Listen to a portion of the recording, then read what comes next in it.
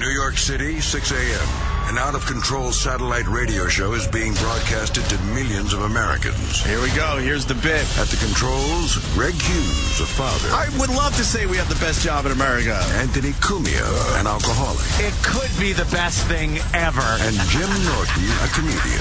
Out loud laughs. How do we explain the show? We should start there. Oh, here it is. The three men make up the Opie and Anthony Show, a popular radio program known for its cringe style of entertainment and having very few limits. Oh, shit. This is a freak show. Why would anybody want to come on this show as a guest? Under the right circumstances, something weird could happen. I don't give a fuck. Laugh out loud funny. Which I love. That's what I love. In the past, they have been accused of multiple FCC violations and have even gotten their show suspended from satellite radio. Because when you listen to our show, you know what you get. You know what we are. Everything has to do with cock or balls. You know, the jokes all end up talking about cock and balls. You're a waste of life. Fucking listeners, go fucking die. Excuse me. Everything you are about to hear is real. Real people, real excitement. Wow. Get ready to experience the thrill of a lifetime. This is the Opie and Anthony Show. Ah, yes. Good morning. Welcome to the Opie and Anthony Show. Hi, everybody. How's everyone today? Everybody out there. Not too shabbily. Fucking freezing out. Oh, yeah. Motherfucker. Almost single digits, right? Yes, with the wind chill, it is about 0. 0 out there. But it's, it's like 16 degrees out there, and just brutal fucking cold. It's that you can't really take a deep breath in it cold. Yeah, you got to do those shallow breaths and hold yourself as you walk. One of the newsmen, I think I was listening to 1010 Wins on the way in, with that deep voice. Yes. It's colder than a witch's torso. Did he say that? I swear to God he said that. Colder than a witch's torso. Here's John Montone. And then, of course, John Montone has to find someone some schlub. I heard that. Oh, you heard the thing? Fucking assholes. They have to find a schlub, and I apologize for using that word, that has to work out in the cold. Yeah. You think it's cold for you. Well, John Montone is talking to someone that's actually working in this cold weather. So what's it like out here in the cold? Right. It's cold. Ha. Cold indeed. He always says indeed. And it's like, and then the guy is like, I spoke with Emilio, who's a doorman standing outside. It's like, yeah, it's pretty cold out here. Pretty cold, huh? So you wearing anything? Well, you gotta wear layers and, make sure, you get inside every so often and keep warm. Right, Emilio. Keep warm. I'm John Montone. So he switched it up because such a formula. When I was listening, John Montone was talking to someone in a hole. In a hole. Drilling or doing something. You didn't hear the cop and that kept going into the No, I didn't hear the cop vestibule? guy either. See, you have a much longer ride. You got to hear a few I of hear them. a couple of John I only heard the Montones. one where the guy in the hole, and he said something about the machine he was using was sort of keeping him a little warm. The machine's keeping him warm. I like John Montone. I know. He definitely tries to make it a little different. Yeah. He's out there with the masses, right? Even in the cold, even though he doesn't have to be. No, I would just every day go into the hallway of 1010 Wins and just talk to a secretary. Mm-hmm. So it's cold out. Oh yeah, I'm freezing. What are you doing? Oh, I'm a crossing guard. A crossing guard here in Orange, and just like who cares? He's not out. Why go out? I think he makes a lot of money. No, I can't. No way. He's not like making millions. No, I don't think. He talks 5 minutes a day. Yeah. Nah. What else do you think he does? He probably makes a supplement. I don't know. He runs a thrift store or I think he runs numbers. A shop. He runs numbers. You think he has another gig? Maybe he does. I'm so ignorant to that stuff. It's probably like a male prostitute or something. I don't know. Here's sucking cock on the corner of... Wait a minute, what? At the Port Authority. Giving Hummers for change. John Montone. What are we doing? We had him on the show, and John's we all got great. along. Hey, yeah, He's a good guy. Like a few years back, I don't know if he's still doing this, but he had that podcast or some shit like that. Yeah, he's trying to do other And things. yeah, he was pretty. His language was a little salty on that, so yeah. I don't think he'd mind. Oh, no, he's got a has wild sense of- side. He has a sense of humor. Oh, absolutely. He's a good guy. All right. Yeah. That what the hell else was I thinking of? Oh yeah, God, driving in, I was listening to Us for a little while, and it was. Why would you do that? Well, you know why? I don't understand why anyone listens to us. I know. I was ready to just punch into the news, but I heard Bill Burr, and it was a show from the old CBS studios where we couldn't curse or anything. Right. We're talking, but fucking Bill, man, he's just saying some shit about talking about how his dad would be yelling and shit, and just that. Bill is a really funny guy. Yeah, we all know that. He's just a funny motherfucker. And he's That whole attitude, he's just like, I don't know about that. And he can snap at any moment. Oh, yeah, which I love yeah. about him. I think he's crazy. I think Bill's. I love. You think he's got a little Oh, crazy? He's really yeah, funny, yeah. but I think he's a psychopath. Yeah, oh yeah. That's what I see. Oh, because the eyes are open a little He's too like wide? he's like a wide open doll face, you and you want just. to believe that? You want to believe that? Yeah, go ahead. Just tiptoe through life like that. Believe in it. Yeah. I was talking to him backstage at your show down there in Atlantic City for a while, actually. I was in his dressing room, and me and him are very similar and had very similar backgrounds. Very. And we both have a really nice side, and we also both have a very evil, vicious side. And we see it in each other. We joke with each other, like we look in each other's eyes, and we know what that look is without even saying anything. What the look is. And in my family, it was my mom yelling and screaming, and it was his dad. Right? His dad. I think I would have rather had my mom yelling and screaming than my dad. Yeah, because your dad's also. There's also the physical threat. Holy shit! Yeah. Obviously he had it worse. It was always I can't imagine creepier. that. Always creepier with dad yelling. Yeah, because we got to a point where my mom was like, "All right, relax. You're a woman." Yeah. But a dad, man. Did you ever fight your dad? No. You ever fight your dad, Jimmy? Came close once. Where I picked up a stick. But Stick? Did he just look at you like, he's gonna give me a beating. I was young. Stop it. Yeah. Put the stick Never down. really fought. No. Take your beating like a man. We all had the day with my mom where she raised the upper hand with a wooden spoon, and you grab it and go, really? Yeah. And then you knew it was over. It was the turning point of that whole bullshit. Moms can't really pull that off for very long. But dad dad could pretty much beat the shit out of you right up to the day you leave the house for good. Yeah. You know what I mean? Yeah. Yeah, your dad could beat the shit out of you as long as you want to fight your dad, which is when you're younger. So it's very rare you're going to get into your 30s and want to duke it out with your pops. But if you're 18, man, and I know everything, and I got the world by the balls, you just don't understand. Yeah. Like that, at that age, he'll just put his hand on your head while you're doing that schoolyard swing thing. Sure. And maybe give you an open hand smack. I do have to say, my dad never raised his voice and never got physical with us. So it all came No from spanking even? Not a No, spanking? not really. No, not really. He allowed. His problem was he allowed my mom to have the run of the place. Yeah, that could get a little iffy. Maybe he should have stepped in instead of watching the Knicks, on TV. Would he watch the Knicks while she was yelling? Oh yeah. Yeah, he loved Walt Frazier, Bill Bradley, Dave DeBusschere, Jerry Lucas. Just turn the volume up louder when Dick Barnett. when things were going down. Oh yeah. Did she yell at him too? Nah, she respected him, I guess. Let's go inside and watch the football. My dad would try to use logic, and she couldn't decipher that. She couldn't ingest that at all. That's why I left at 18. I was done. Man. I was done. I couldn't do what you did. Yeah. You left at an earlier age, more or less. I really left at 22. Oh fuck! No, man. The day I knew I was leaving for college, I knew my whole life was changing. Yeah, but I I sure wasn't going to college, so my life was going to be, at some job site somewhere in the cold. So I was like, fuck this. I say college, but I went to a little town where I could drink 7 days a week. Yeah, that's nice. It's nice to say to people I went to college, but Geneseo back then was really not the place to go to get smart. No? Nah. Eh.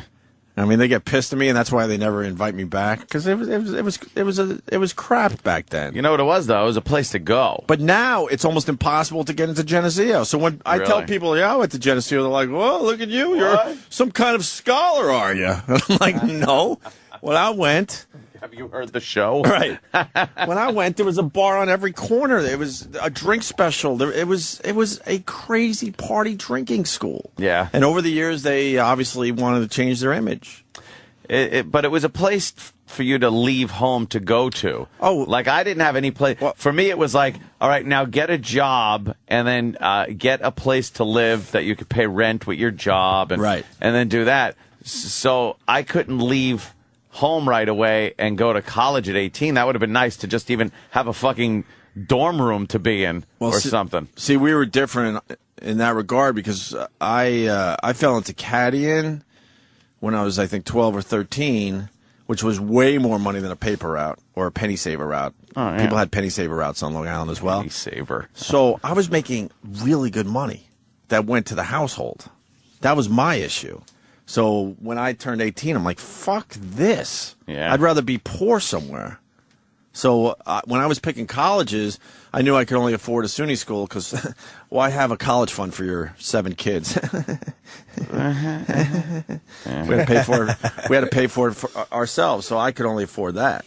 So when I was picking schools, I actually looked at the map. I remember to this day, and I was like, "What is the furthest school away from my house?" Wow, because there's a lot of SUNY. That was the criteria. Yeah, there's a lot of SUNY schools close to Long Island, but then you started looking at the ones that were really far away, and there were 3. There was Fredonia, Geneseo, and I forgot the other one, Oswego or something like that, which is the one way up near the Canadian border, where it gets right now it's probably minus 20 degrees. And yeah, exactly. And then I saw which one had the better communications program. I said, all right, Geneseo, it is. And I made sure I was as far away as possible. And then never really looked back. Yeah. So I don't know why we're talking about that, but because of Bill Burr. Pops up. Right. And Bill's going to be part of your show that you're announcing. Oh, yeah. Yes. Or the tickets go on sale today, Jimmy? No, tomorrow. No, Friday morning. Friday morning. Thank you. For April 30th, myself, Burr, Attell, Brewer, Foxwoods, one show only. Hopefully it'll sell out. Show only. And it's a definite one show only? Oh, yeah. It looks like it is because I don't know. The room availability is a problem for us sometimes. People are selfish. Well, with your one show. Other things booked, so. Oh. But it's funny, Bill's such a normal guy. Like, he's a weird dude. Like, professionally, he's great. And he's a great comic. He really is a funny guy. Yeah. But I know it's going to end badly. And I don't know how, but it's going to end. But a lot of people don't know that about Bill because Bob Kelly lived with him when we were all, kind of coming up here. And he's, he'll tell you, like, dude, he's nuts. And that's coming from Bobby. Yeah. But everybody knows Bob is kind of a kook and a juvie hall fucking wacko. Yeah. I almost got into it with Bob one time years ago. Dumb arguing. Really? Bob's like bad. Bill's the same way. You argue with these guys and it gets to a point where that shitty Boston part of them comes out. Yeah. And, and then it's like, all right, look, what the fuck? And he just starts yelling at you and it's like, and that's Bob, I mean. The tough guy. Yeah, but he doesn't even mean to be that way. He's just ass. You know what, though? Out of the inner circle of guys that do our show, obviously Jimmy being the leader, and you got the Patrice and the Bill Burr and the Rich Voss and the Bob Kelly. Bob Kelly, believe it or not, is the one that scares me the most. And, really? he comes across very lovable on this show. And we all know, right? But he's a guy that would fuck you up if you pushed him too hard. He'd drill his fist into someone's face. Yeah, no problem. Yeah. But that would be the start of it, and he wouldn't stop. Yeah, I don't think he would have that switch. If you turn that switch on at him, I'm more scared of him than any other guy that comes in. With Bill Burr, probably a close second. But Bobby, I'm telling you, something's not right in those eyes sometimes. Well, because he really does have black eyes. Like the way they describe Jaws. Like Robert Shaw described Jaws like a doll's eyes. Lifeless eyes. Lifeless eyes. Like a doll's eyes. Doesn't even seem to be living. till he eats something. But Bob's thing is Bob's very compassionate. So even if he got mad and was fighting, even though he'd be angry, Bob could be backed off because he's a compassionate guy. Yeah, like he's not an animal. He's a really compassionate dude. So I could see him backing off if he saw that he was hurting somebody. Bill hides behind that giant smile of his. Oh, happy mask. He's always like, "Hey, how you doing? Yeah, smiling. Right up until he snaps, he'll be smiling. And if you said that to him, he'd probably put his arm on. Dude, you think this is happy? This looks happy to you? So true. Hey, it really doesn't need to be promoted, but I just want to mention it. The fucking Fedor video is doing really well. Thank you to everybody who's retweeting it and sending it around because the numbers are ridiculous. Norton getting choked out by Fedor yesterday. I don't watch myself in videos a lot. I get embarrassed because I hate looking at myself. But I literally watched that one 30 times. Yeah, it just starts on him squeezing my arm, sitting next to me, and then it goes into the chokes. It was the chokes great. are great. You made another great sound. But I noticed, like, I kept watching him picking up different things, like how much Kenny was enjoying it, and then how much his guys gathered in the windows, and then how he was smiling. He really enjoyed that. You see that smile he gives, like, I don't understand his language, but I understand fucking pain. Yeah. And I try to tell you, like, it wasn't smart to have Fedor put those moves on you because of the translation thing. Like, you even said it, I think, in the video. I'm not sure if it made the final cut, that he held on a little longer than everybody else. Oh, yeah, and he did it. The rest of the guys, as soon as you tap, they let go. Like, okay, I don't want any problems here. He fucking gave me an extra 2 or 3. He would relax. Like, I would tap, and he would wait a second, and then he would release. But then he would keep me there and squeeze again. Oh, dude, he did it like 3 times. I was kind of happy he did that. You were at his command. I still have a sore throat. I've been taking ibuprofen since yesterday. Oh, my God. Yeah, it's really? good. That's what I get. And then Bobby's cameo at the end, like, taking on Frank Shamrock, going, all right, you cocksucker. Yeah. With that stupid Boston Trying accent. to act and make a scene out of it. They can believe he's like some asshole in a bar. and then people notice that you were tapping out for Bobby. What's that about? I tapped for Bob. Did you see that, Ed? Oh, yeah. Oh, you did? Yep. I tapped. Jimmy's like, okay, enough. Why? Because I saw Bob, and I saw his big, dumb arms go up in the air, and he literally looked like just a large infant. And I'm like, he can't tap because his arms... His arms were up. His arms were up in the air, and he couldn't have... He would have tapped. He wouldn't have hit anything. See, so Frank might have thought he was tougher than he was. That showed me what a sweet boy you are. Because I would have let Bobby suffer. I think Anthony would have let him suffer as well. And you were like, no, I got to take care of my friend. Tap, tap, tap. That's the one where he's like, take a swing at me. Yeah. You know, and he takes the swing, and Frank just tied him up. But he did it in a cartoon fashion, Bobby. That's why I love it. All right, you cocksucker. Yeah, Ken's better than you. He builds a whole scene. All right, it's raining. My umbrella's in your house. Right. Showing you a move. You don't have to you're not doing a fucking film with them. It's not the Expendables.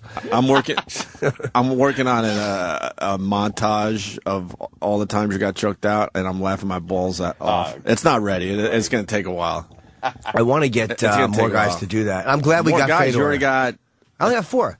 5, because you had Frank, too, yesterday. Oh, right. I didn't really put that in the video because it was all about Fedor, but... Fedor's frightening, man. Yeah. It's just frightening. He was very quiet, and... well, he has to be quiet. So he doesn't speak the subdued. language. But I mean, literally... I wonder if he's a quiet guy in general. He has to be quiet if he doesn't know the language. You know what I mean? Yeah, but even when he was talking in Russian Very to the soft-spoken. translator, he's so soft-spoken. And, like, I couldn't tell. Was he thinking out every answer very carefully, or did he just, I don't know what I'm saying. It's so odd. It was literally... Yeah.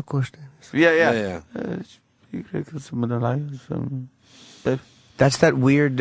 he's one of those, they always say, the quiet guys you got to watch out for. Like, that's the perfect example of a guy who's just really quiet and really, he doesn't try to fucking intimidate people, and he doesn't make a lot of eye contact, like to be a... No. But it was weird. I would talk to her, and then while she was answering me, he was sitting there looking at me, and he's looking right in my eyes. And it's just conversational, but it is like you don't ever want to be misinterpreted looking back, like you're trying to... It's like looking into the eyes of like a lion or something. You're just like, oh boy, there's something there that could just rip you to pieces. I think he has a good sense of humor, though. He was laughing a little bit. Yeah, he enjoyed it, yeah. And he definitely enjoyed himself. Yeah. The translator didn't have any sense of humor I guess whatsoever. that's their job. She was... But there was I know that she enjoyed this because I said goodbye to her. Oh yeah, she was having fun. She doesn't get to do interviews like this. It's usually all pure MMA shows where they're asking him nothing but technical questions. Like you know, and their idea of a crazy question, it might be one about food or something. This is a different vibe. Right, and she's trying to translate what they're saying back there, what we're saying, the humor. That's a pretty tough job. You see his his profile. His crew is not fun. He looks no. Yeah, his profile. His profile's like he looks so Russian. Yeah. And so just like menacing. It's like, oh God, I would hate to have that guy have a problem with me. We remember a time where you didn't really see many Russians. No. You know what I mean? They were the bad guys. You never saw Russians. And in the last, how many years now? It's been a while, I guess, right? 10, 15 years? Yeah. Ever since the big fall. Now you see Russians. But think about it. When we were growing up, you never really saw Russians. So when you saw them on TV during the Olympics, a Rocky movie, whatever it was, they were like, holy fuck, and the from Russians. From what you heard about it, it was like, oh, yeah, these Russians, oh, boy, they're crazy. And that. So you had this impression, they're all militaristic and, yay, communism. Very stoic. Yeah. And then you find out, some of them are a load of laughs. Yeah. Others are fucking dangerous as all hell. They were very mysterious, right? Yeah, very when we were mysterious. growing up. A lot of mystique behind it. I was looking at his Twitter. He only had Fedor. He only has a few. They're all in Russian. He has very few tweets.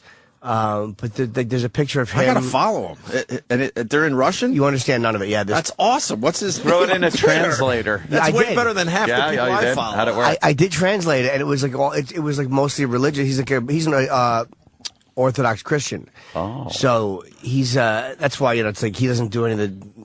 He's just whatever. So there was a couple of guys with him. I think that were like his religious guys. The guy was with the beards. I think they were because they were in one of his pictures. Russian Orthodox.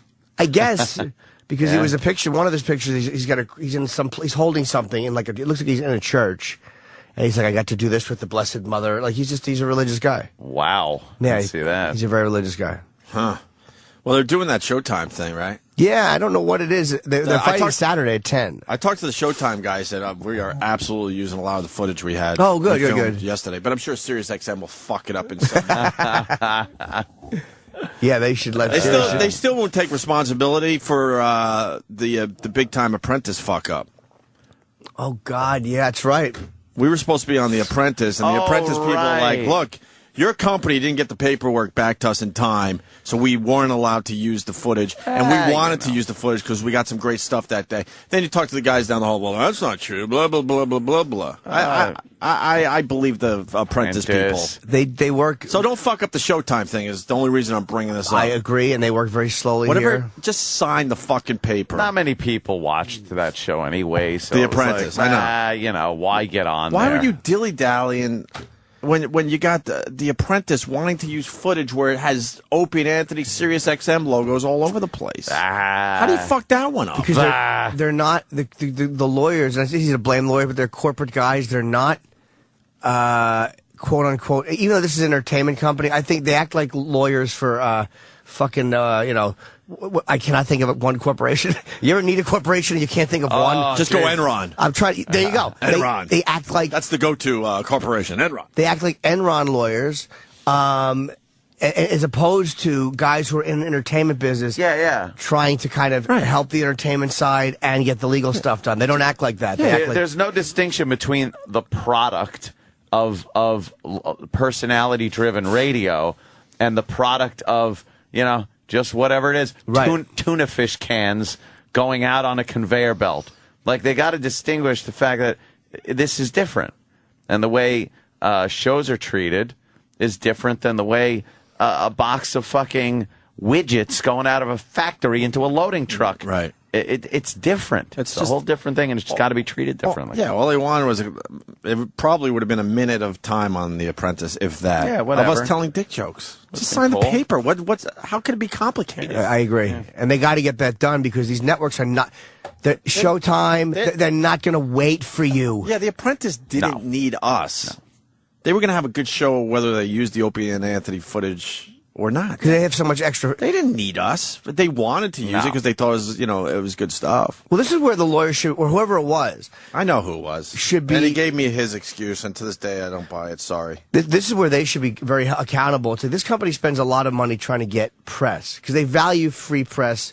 You know, like they sign so-and-so, they sign so-and-so. You get in the paper, you become part of a pop culture, whatever. I get that. But this is free national television advertising. You'd think. You cannot fuck that up. You can't. You know what I mean? Whether it's Showtime or The Apprentice at NBC, you can't mess up free advertising. Well, they did. And the only reason we're bringing it up today is because Showtime was in here. They filmed a shitload of stuff, and they really liked what they got, so don't fuck it up again. Yeah, we'd like to see You have a them chance to not fuck it up again, is all I'm saying. Give it a shot. Give it a shot. You cannot spend money to get advertising and then have The Apprentice want to put you on for nothing and then, show you. And then we blow it. They blur logos. People want advertising so bad, they blur logos out on TV. So that you don't wear shirts with certain things on them or GoDaddy or whatever these stupid sites are. So you can't blow it when it comes up. What did you think of the Joan Rivers spot on the Super Bowl? I didn't see it. You said GoDaddy, so. Oh, yeah, I didn't see that one. No. You didn't see the Joan Rivers? No. I saw a picture of her in that one. Yeah, I saw a still pic from it. Let's see her. What'd she do anyway? She's the new GoDaddy girl. Oh, yeah? But obviously, they put her head on a really smoking body. Oh, that's what they did. Okay. And then they Vaseline the shit out of the lens and for her head. For her head and everything. How did it look? Like, how was the spot? Was it funny or was it a serious spot? I don't know what I think of Joan Rivers. I got to be honest with you. Yeah, I guess it was funny. I think she's out of her mind right now. She's a little nuts, yeah. Like now, yeah, she. I loved her piece of work or whatever it was called. That documentary was really good. Oh. But I felt, I don't know if you guys have seen it yet, but I know Jimmy has. Have you seen Piece of Work? Joan Rivers documentary? I saw a Joan Rivers documentary, and it was probably that one. It was very recent. It was probably last year. Yeah, it does just show her driving around everywhere. Everywhere, and fucking not stopping. Thank you, and that's the point I'm going to make. I felt really sorry for her. Because she's been in entertainment since we were fucking fetuses. Yeah. No joke. She's been at this 50 years, I think. And she's there. And Sullivan. She did Sullivan. And she's not enjoying her success whatsoever. She's still like pushing and pushing. Clawing. And clawing is a better word. In a way, like something is damaged inside that woman. That's what it seemed like. She couldn't just sit still for a second. She's on the phone with her people, constantly having to book something, taking red-eye flights from one gig to a TV appearance to do her selling her wares on the home shopping thing. But they showed her in so many cars, just almost falling asleep or dying or whatever the fuck she was doing, and going to really shitty gigs. Yeah, like really shit gigs. I understand Jimmy going to shitty gigs. Yeah, no, you're right though. But no, I'm joking. That was just a dumb little joke. But Joan Rivers, 50 years in, you would think she'd be like, I ain't doing the shitty gigs anymore. You know? Yeah.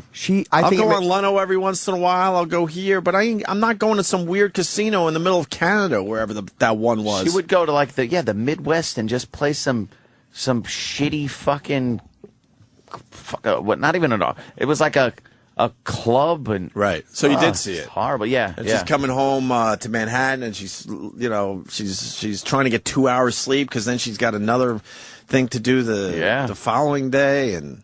I felt sorry for her, and I felt like, there's something that she's not dealing with in that head of hers. I mean, there's drive and ambition, but when you reach that age, you got to maybe start enjoying the fruits of your labor. You can still have ambition, but you got to also enjoy it and relax a little bit. I think it makes her feel alive. Like without that, Jesus Christ. We're looking at Egypt. I think, is it Egypt or no? Yeah, this is... Oh, God, they're just running people over. Hey, don't let them drag you out. Oops. Oh, they got you. Oh, boy. Look at them. Pickup trucks. You never want to see a guy looking at you with something over his head. No. Wow, they fucked him up. The protesters, I guess, were being run over by this guy in a pickup truck with a bunch of people in the back of the pickup truck. And then the crowd turned on him and kind of caught him, pulled him out of the driver's side window. How would you leave your door unlocked? I know, right? If you're going to do that. And Cairo has now, there it is, turning into tent city. You see that? Yeah, there's supposed to be one of the biggest demonstrations yet, I think today or Well, tomorrow, the Google guy. Google. the Google guy that started this whole thing was talking to the crowd. Yeah. He was released after questioning and. Oh, wow. It was all tense and kind What of a wreck. mess. Well, there's no jobs for these guys to go to. Yeah. You know what they make? Terrible. I was like, less 40%. Was it 40% of the country makes less than $2,000 a year? Yeah. a year? A year. Righteous bucks. And you got a leader who's worth $70 billion. You got a leader that's worth more than Bill Gates and more than Warren Buffett. He has $70 billion in the bank. I love Warren Buffett songs. Oh, great. It's Jimmy Buffett. Oh, that guy. Literal Jim who gets finance guy. Guy's got $70 billion. And a lot of people talk that, he made that off his own people. But you know what? And making wheeling and dealing. This guy ain't fucking leaving. No, I know. This motherfucker is not leaving. He doesn't care. He's probably looking, going, you know what? I can make it through this. This is a little fucking speed bump. And not only is he not leaving, I don't think he leaves in September. No, I don't think so either. I think that was to try to calm everyone down, and then September comes around. He's like, "Fuck you." Yeah, I can't leave. He said, "I can't leave. You people don't understand the turmoil that would happen if I left." So he's telling them it's in all their best interest to leave him alone and leave him in office and, go back to your lives. I don't necessarily disagree with him anymore because you don't really see anyone stepping up. You need someone to step up when you're having a revolution. Yeah. Who's the guy? Yeah, you need a Fidel. You got the Muslim Brotherhood. They're fucking, circling the wagons. We don't want them, though. Of course not. I almost hope he doesn't leave. It's like he's not as bad as Saddam was, but after seeing the way the Iraqi people, how they didn't want the soldiers there, I really, it's like I don't care what happens, and I just kind of hope he stays. Now that sounds terrible, but fuck him. Yeah. I'm sick and tired of worrying about other countries. Who's stepping up? That's no all. one. Yeah, at this point. They're going to have a free election? $60 a month. Yeah, the free elections have never worked in I'm Egypt. sure that'll. They've been having great. free elections for the last. Hey, Mubarak wins again. Right. You don't think last time he got 90% of the votes? Shenanigans from a populace that fucking hates him. Yeah, how did that happen? How does that happen? Remember that Saddam used to have elections too? Yeah. And he'd get like 100% of the vote and come out and wave to everybody like, "Thank you, my people." The fucking asshole couldn't accept okay, I'll allow. I'll do like 90%. I'll do 97%. And then they're like, no, because the 10% you would have killed them anyway, so we don't buy it. Right. It has to be 100%. Has to be. Fucking asshole. Well, I miss Saddam. He was fun to have around. Yeah, me too. They really hated him, though. They really hated him. Oh, yeah, but they were afraid as fuck of that guy. I know. That's why they annoy me now, piping up. It's like, where were you 10 years ago? Yeah, he was sitting there in fear, cowering to your dictator. At least the Kurds tried. Yeah. That revolution was a gas. See, I was using 60s terms, but he literally killed a lot of people with gas. Bet he did. Speaking of the Egyptians, I made a bread video with Bobo, and it was a massive fail. Epic? Why? What happened? Epic fail. We went to find the pigeons, and hey, man, I got to pat myself on the back. I know where the pigeons are. You apparently do know where the pigeons are. I told you guys I knew where the pigeons were. There's a lot of pigeons. But they would not eat off Bobo's bread hat. Really? I noticed there were some hansom cabs there where they use the horse-drawn carriages. Right. And that's where the birds congregate because they like the feed for the horses. Yeah. But I'm not giving up. We're gonna go back out there with birdseed and one of the best scenes was him all lonely sitting on the park bench with the dumb piece of bread strapped to his head as he's taking another piece and feeding the birds. That was like from an old 50s movie of a guy that just lost his job. Right. And before he goes home to tell his wife, he goes to the park to feed the birds. You know what, dude? I should have consulted you on this one. That's exactly what because I should have made that dummy looked like. I should have made it in black and white and fucking aged the fucking film. Age it a little bit. And then have that weird fucking writing. Yeah. They don't have that font anymore. The silent film writing. Silent film. Fuck. I should have consulted you. Have him on the park bench. You should see. This is why you need an iPhone. Oh, yeah. Because there's an app for that. Yeah. Well, My iMovie's got it. I could do it with the iMovie. You also got to powder his face and tell him to keep his eyes open real wide so it looks very silent movie-ish. I might make a silent movie with Bobo now. That would be really funny just to make a silent movie with him. What a dolt. That's how his appearances should be, too. Yeah. A silent radio. You can check out The Fail. It's on my YouTube channel, Opie Radio. And to the guys that go, enough with Bobo. Everyone hates Bobo. Why are you clicking on a video that says Bobo's bread hat feeds New York City pigeons? The people that really hate Bobo and can't stand him are not clicking on a video that says Bobo in it. No. Dopes. No. Guy writes this whole thing on the video. I'm sick of him. I can't stand him enough already. This whole long thing. And I'm like, idiot. All you had to do is not click on the video. Yep. Yeah. I know people don't like Bobo. They're the ones not checking out the videos. You can't click on a video and then talk about how much you hate the fucking guy. That's psychotic. Yeah, some people just don't get it. I know people don't like him. They're the ones that just, you know what? Oh, they saw a Bobo video. They're like, I'm not clicking on that. I can't stand the fucking guy. I see links on Twitter and stuff, and I'll look at the link and look at the back end of the link and see like it has some keywords that maybe something I don't want to see. Right. And I pass right over it. Right. I'm not going to look. Why? Right. If you see Bobo in it and you don't like Bobo, don't click it. Yeah, you look stupid. Easy. You look really stupid. It's so easy to do. Because that means you clicked on something. That means you're still fascinated with Bobo enough that you had to check out the video. Dummies. Jesus Christ. All right. Hey, who do we got? Who's Les Stroud? Survivorman. Oh, He's Survivorman. Which one's Survivorman? It scared the shit out of me. I'm like, we're talking to this guy. I don't even know who it is. Yeah. I know who it is, and he came in. He's the guy that's not Man vs. Wild. He's more like down and dirty. He's not Bear Grylls. Oh, he doesn't stay in the Four Seasons when he's supposed to be in the woods. By the way, Derek has a really big boner for Les Stroud. Does he? Oh, Yes, does he? Big time. I think I remember Derek's that from so last time. gay. But he just goes with a dumb camcorder by himself, Yeah. right? And Apparently, it looks like an old school camcorder. I don't even think he's upgraded his camera even. Yeah. I think people Blair like Witch camera. They like him more because he is more real. Right, than, right.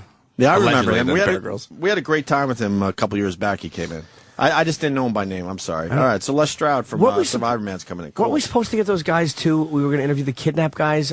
Because I watched the shows on. It was pretty good actually. On you liked it? Yeah. Do you not like it? They went in. And I didn't see it yet. They grabbed people in Mexico, and they helped get kidnapped victims out of Mexico. Yeah, it's actually a pretty intense job. I've seen the trailers for it. Looks pretty good. I watched Top Shot last night. Oh, no spoilers, please. I fell asleep. DVR. Oh, okay. I want no spoilers. What's the spoiler? Some guy with guns shot a hole through a target. Guns. Well, there's two teams. The red team and the blue team.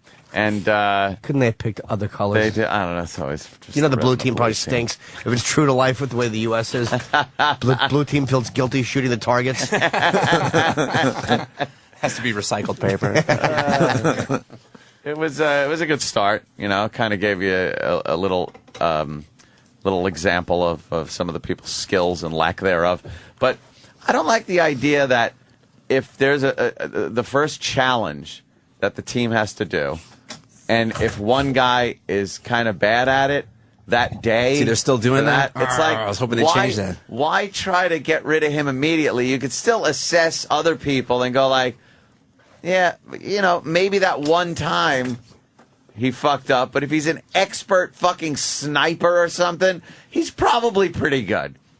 I wouldn't vote him off immediately. Especially because it's Top Shot, and the guy that gets eliminated on the hatchet throwing event, it sucks. Come on, what if he's the man at shooting long range targets with a rifle? Why would you get rid of him? Why would they have guys throwing hatchets? It's all about Top guns. Shot. It's like just hitting a target with something. Yeah, but that's a totally different skill. I know. That's why that doesn't make sense. I agree. That's the one thing I didn't like about the first season last year, because they just had way too much stuff that just wasn't guns. They had archery and knife throwing. And it's cool, don't get me wrong, but the show is called Top. But that should be maybe I like these reality shows. That should be maybe like a challenge where they get something for that, like a bonus or something. But it doesn't knock them. But it doesn't knock them out of the competition. An elimination so you could at least see these guys throwing hatchets, because that would be cool. But to be eliminated, that's kind of dumb. Yeah, no? I agree. 100%. Yeah, you should be if you're voted off or whatever the hell it is. It should be because of your firearm skills. The show's called Top Shot. Yeah. Right. In the end, it's really about what you could do with a gun, right? There's 1,000 guns. I'm sure they could find a different gun and come up with some crazy challenge before we get to crossbows and stuff. They were shooting pool balls at various distances. Cool. So it was kind of those things shatter. Oh my God! Yeah, their camera work is great too, because they use high-speed cameras.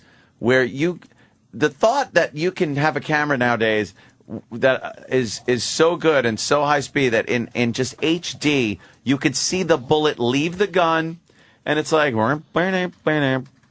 just boom, it just blows up the pool balls. What happens to a cue ball? It just turns to dust, turns to powder right? on a direct hit. Just explodes. Yeah, some of them were hitting the top and shit, which is still a hit, but and other guys that you think would have been really good were fucking up. What was the furthest distance they were hitting? I think it was 50 feet, not yards. 50 feet with a 1911 Colt.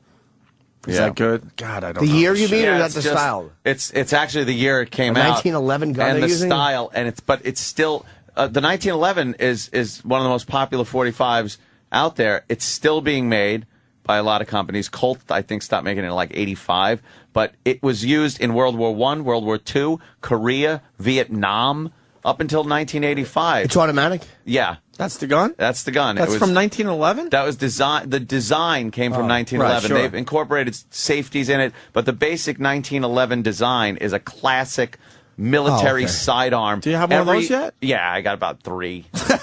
He has one under his hat right now. He doesn't even know it. Every soldier or officer in World War II, that was their sidearm. That was a 1911. That's the sidearm of your superior officer in World War II. What's an original one worth? Probably in good condition. Probably a lot. Especially, it depends. Have on you looked into trying to get an original? No, I haven't really looked into any of the antique pistols yet. I got some rifles. I got British Enfield from World War II. What antique pistol would you get? You have to get one of those ones they used when dueling. Like a dueling set with the case. Yeah, yeah. And you got to load up the black but powder. How cool would that? That's a conversation pretty cool. piece. Yeah, Put yeah. that downstairs. That would be displayed in the office or something. How much is a gun like? Is that one of those? Wow, is that a dueling gun? Yeah, that's dueling nice. Pistol. Dueling pistol? Italian dueling pistol. Holy fuck, that looks cool. What's a really rare gun? And how much is it worth? I have no idea about gun pricing. It varies so much. I mean, you got some from the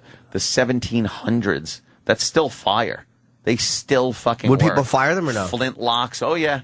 They get out there and load them up with black powder and boom. How much are they worth? Again, depends on condition and stuff, but it could be, thousands of dollars. It could be hundreds. Yeah, they have a lot of cool gun stuff comes in on Pawn Stars, believe it or not. Yeah, yeah. They have a lot of really old stuff from like the 15, 16, 1700s. Oh, wow. Will come in sometimes. So like they'll get guns off of like pirate ships and shit.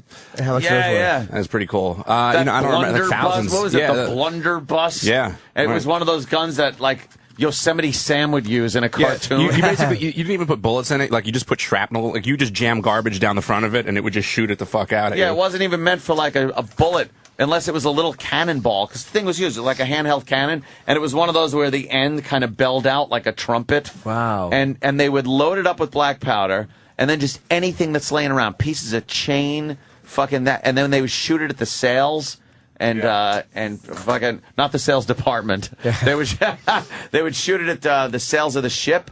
Yeah, look at that little thing. And they would also get up in the masts of the ship. And when the ships would come close to each other, they would just lay fire down onto the decks and wipe out the sailors. But wouldn't if you tip it down, wouldn't all the stuff just fall out of it? Nah, I guess they jam it in there, and then you could put a piece of wadding in front of it to hold it in. To hold the crap in there. I know that gun from the Johnny Depp movies. Yeah, the blunderbuss. Yeah, I know. That's where I know that one. Do they use any of these weird guns on Top Shot? Yeah, like sometimes they get the flintlocks from like the Revolutionary War and Civil War days, muskets, which are hard to shoot because it's got the flint and then it's got the pan with the powder in it. So when you pull the trigger, the first thing is the pan flashes. And then you got to sit there still holding it steady because another split second goes by, and then the bullet comes out of the front. Oh, the ball comes out of the front of the gun. So you can't be distracted by this giant flash of gunpowder in front of your face. You still got to hold the gun steady. Would they work like a shotgun, kind of? No, those are like a ball, just a lead ball that would come out, about 50 caliber. No, I mean the junk. The junk. Oh, the junk one? Yeah. That would... Yeah, it'll work like a shotgun. How far can a shotgun shoot? I always get the impression it can't shoot far. Effectively, yeah, it's not a long-range gun unless there's slugs in it, which is just, one could be just one piece of lead come out. Sometimes there's 3 in there, and then sometimes there's bird shot. Bird shot isn't a long-distance round. It's that's what it spreads out. It could do some damage. That's what Cheney's friend caught in the got face. shot. Oh, is that what he had? Oh, okay. Hey, wow, you got the gun people calling. gun nuts there. Colt still makes the 1911. They do? And is wrong. Oh, no. I was saying in 1985 they stopped using it as a sidearm. Oh, I think you meant stop as making standard it too. issue. Okay. Oh, I'm sorry. Yeah, they're lit. Yeah, I'm sorry people about that know that. their shit. They're like, whoa, slow down there, buddy. No, they stopped using it as. I might have to check out Top Shot now. You just made that show interesting. It's kind of cool to watch, man. These guys, they got some skills. Sure too. beats The Biggest Loser. Jesus, same show every 6 months. Enough. I used to like this Biggest Loser. Probably not the most popular thing to say on the show, but as far as reality shows go, I kind of like that one. For fat shows, I watch Heavy now. There's no prize, there's no nothing, but the people are utterly disgusting, and they're always crying when they exercise. I can't do this. Say, shut up, you pig. Do a fucking push-up. Have some self-control. Something. They had a challenge yesterday on The Biggest Loser, and the heaviest guy in the house is like 500 pounds. Obviously needs to fucking get his shit together. Yeah. And they had a Valentine's Day candy challenge, and whoever ate the most candy in 3 minutes, got to kind of change the game just to keep it very basic for everyone that doesn't give a shit about this show. Yeah. So you think the guy I think he's like 500 pounds, would go, you know what, I'm not eating candy because I'm here to really figure out how to eat properly and exercise. This motherfucker was one of the only ones that ate. There's only a handful that ate out of like 20 contestants. Yeah. Ate 35 pieces of candy in 3 minutes. What a slob. A fucking slob. You pig. You fucking pig. And he's like, well, in the end, this is a game. And most people that are on The Biggest Loser, they understand it's a game, but they're really there to really try to change their fucking lives. And this guy, had a reason to fucking just fill his fat fucking face. That's why that show Heavy it's not a game. There's not a contest. These are people that are ready to die if they don't lose fucking this guy weight. I'm talking about is ready to die. Yeah, but they present it still in the game format. This is like a doctor, a real doctor. They go to, and this guy's a no-nonsense. It looks like he doesn't even want to be on TV. One of those He's guys. fucking like, he diagnoses these people, he gives them a checkup, and says like, look, you're going to die from this. Mm-hmm. This is going to kill you. Yeah. And the people go in and they're like, I gotta make a lifestyle change. That's my fat guy talk. I'm a lifestyle change. Very good. Yeah. Very good. That's because you got a lot of fucking weight around your that's throat. great. Yep. It's pulling everything down, and in the end, you can't breathe at night because there's so much weight around your throat. The guy I'm talking about from Biggest Loser, his name's, I think, Arthur. He's such a slob. Before he came on The Biggest Loser, and The Biggest Loser certainly isn't helping the guy, really. No. He's going through the motions. So he's going to just be one of these fat guys that they have to cut out of his own house. Yeah, take a wall down. He has no self-control to the point that he has a pizza joint in his neighborhood that delivers a pie every night without him calling. They just know it's on automatic delivery. Automatic delivery. He goes. It's like the oil for your house for your heat. Is there other people that do this? I don't think so. He made a deal with the pizza joint, like, I'm calling you every day, so let's stop with this horse shit. Yeah. I say horse shit a lot. I'm trying to stop that. Make it easy. And he's like, just deliver me a pizza every night at 6 o'clock. That's what a fucking slob. What a slob he's is making right. It's so easy for himself. Right. A pizza. I mean, who wouldn't love a pizza every night? Oh, I certainly would. Wonderful. A whole pizza for himself. Of course. Not for the family, for him. These people on Heavy. I think it's more than. Too. Honestly, I think it's more than a pie. Now I got to look it up during the break. I think it's more than a pie because I don't think a pie satisfies. Dude, I want pizza badly. I would eat it right the fuck I love pizza. I never get to eat it. Big fat guy on Heavy is like, I'm starving. I don't know what to do. I need food. I say, live off your fat. And they're giving you I think they gave him anywhere between 1,200 and 2,000 calories a day. Right. And this guy was used to literally 16,000 to 20,000 calories a day. Wow. Yeah. Just bizarre amounts of fucking food. And he was crying. Unbelievable. Jesus. Just whiners. And then the woman talking about, when my husband left me, right when the divorce papers were signed, I started eating. Yeah, did you? Yeah, look at what it did to you. Can we talk about Wendy? It's my favorite fat story ever. Oh, God. The Snapple lady. The Snapple lady. When our pal was on what was the name of that show? Another fat fuck show. They asked Norton to do it, and Norton said, fuck you. Yeah, they offered me 70 grand, I think. It was... What the hell was the name of it? Not The Biggest Loser. Oh, thank you, E-Rock. Celebrity Fit Club. Right. Oh.